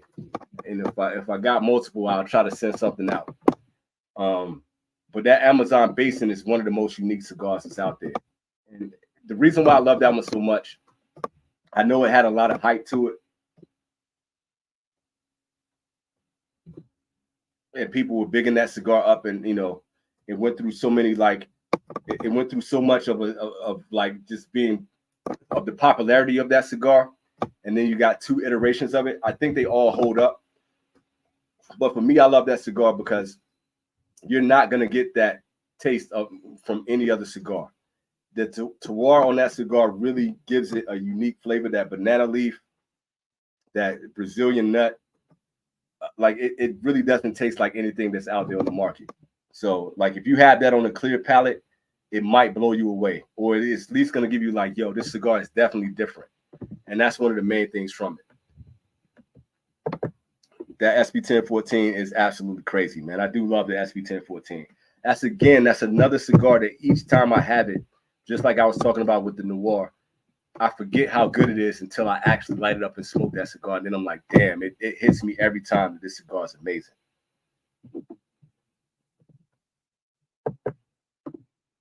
Recently got a Trinidad Esperitos. I haven't had that one in a long time. You got it in the number 3 Lancero. It's all it's a new all-time favorite. Espresso, dark chocolate, cedar, cedar lovers wet dream. You know, and it's one of those things with that cigar that is coming from another one of those heritage lines, but I think it's one of the best out of those. Like that's what I was saying before. Like every now and then, when you're getting like something that has the Trinidad name or has the San Cristobal or Monte Cristo and all that, every now and then you get a banger out of those. And I think that Esperitos is one of those. Same thing when it comes to Monte Cristo and Crown Heads did a collaboration. I think it's called a Ciudad or something like that. I know it's a musical term that I can't pronounce. I don't know what the hell the name is, but that cigar was amazing too. So if you get a chance to try that from Monte Cristo, that thing is a banger. All right, y'all. I'm gonna go for a few more minutes, man. So I'm gonna get to these next ones, and if y'all got any more questions, throw them up real quick. I think I'm gonna stop right at the 4-hour mark, if not before.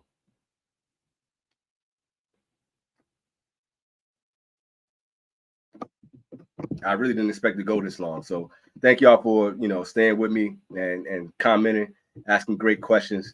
This is always fun. My feet are hot too. My feet are cooking. The Night Commander is overpriced, but at least for the price, you're getting an amazing cigar. You're getting an amazing cigar, and if you buy a box, you're getting an amazing box. But that's really the point of that one. That's why I'm never too mad at that cigar, because it really does taste good. And it really does hold up well. It smokes well. But I agree that it's overpriced too. But, they got to make their money, man.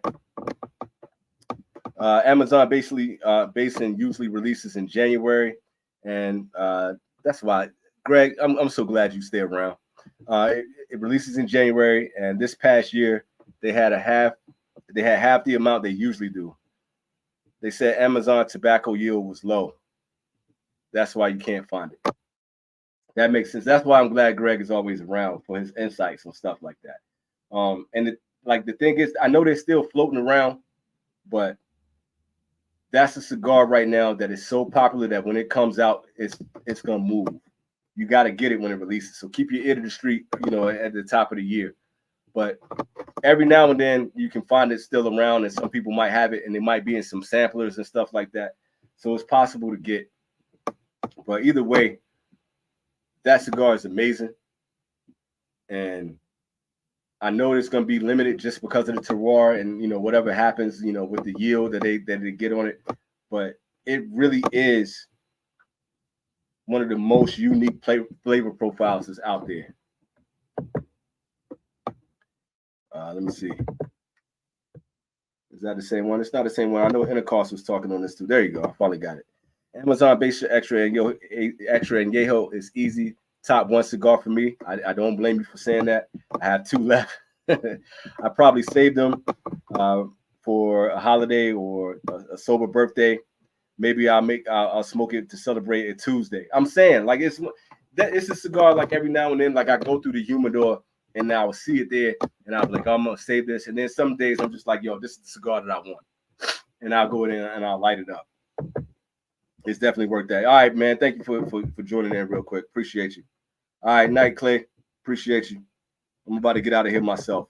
So y'all gave it a good run. Having 18 people after being on here for 4 hours is nuts. So I can't show how much I appreciate y'all. Syndrome said I just picked up a haul from Matt's list of 1s and 2s. Love to do a bomb and trade with you. I bet. You got the info right now, so we definitely gonna talk about that. I got a couple boxes that I need to send out soon too. All right, Tip Top said he up out of here. So let's close out, man. My cigar is out anyway, and I'm not gonna relight it. That was amazing. Just a quick recap.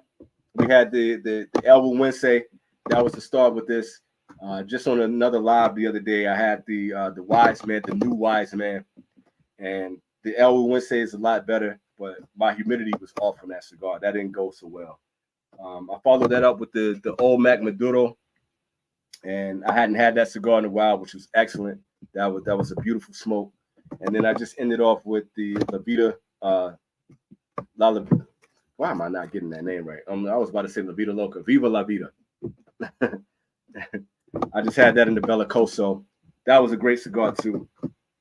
So now I'm gonna go get washed up. I'm gonna wash the sweat off the body, and I'm gonna go get ready to take my son out to spend some time with his best friend, and we're gonna go chill, man. Y'all have a really good day, good evening.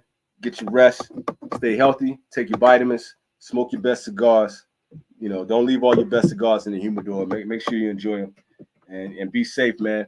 The infamous pod will be on tomorrow, and you know, so go kick it with Master Your Ash, Pick Jimmy, the Cigar Hound Dog, Cigar Alchemist. I don't think I'm gonna be on the show just because I got to go out to Fukuoka and I got to help a friend, and I'm gonna go out to a cigar lounge, and I'll give y'all some feedback of, you know, if I smoke a Cuban, if I come home with some Cubans, it's all gonna be love. Syndrome, much love. I'm gonna get at you on Instagram, and I hope you come around on the next live. I tried to promote it. You know, it seemed like we had a good turnout, man. So appreciate it. Greg, I'm going to catch you. Hey, man, I might not be on the show tomorrow, man, but maybe I'll be in the comments if I can. But I'm going to be pretty busy tomorrow, so we're going to see what's cracking. So y'all stay up. Smoke your best. It's EKB. Now I'll catch y'all on the next live. Peace.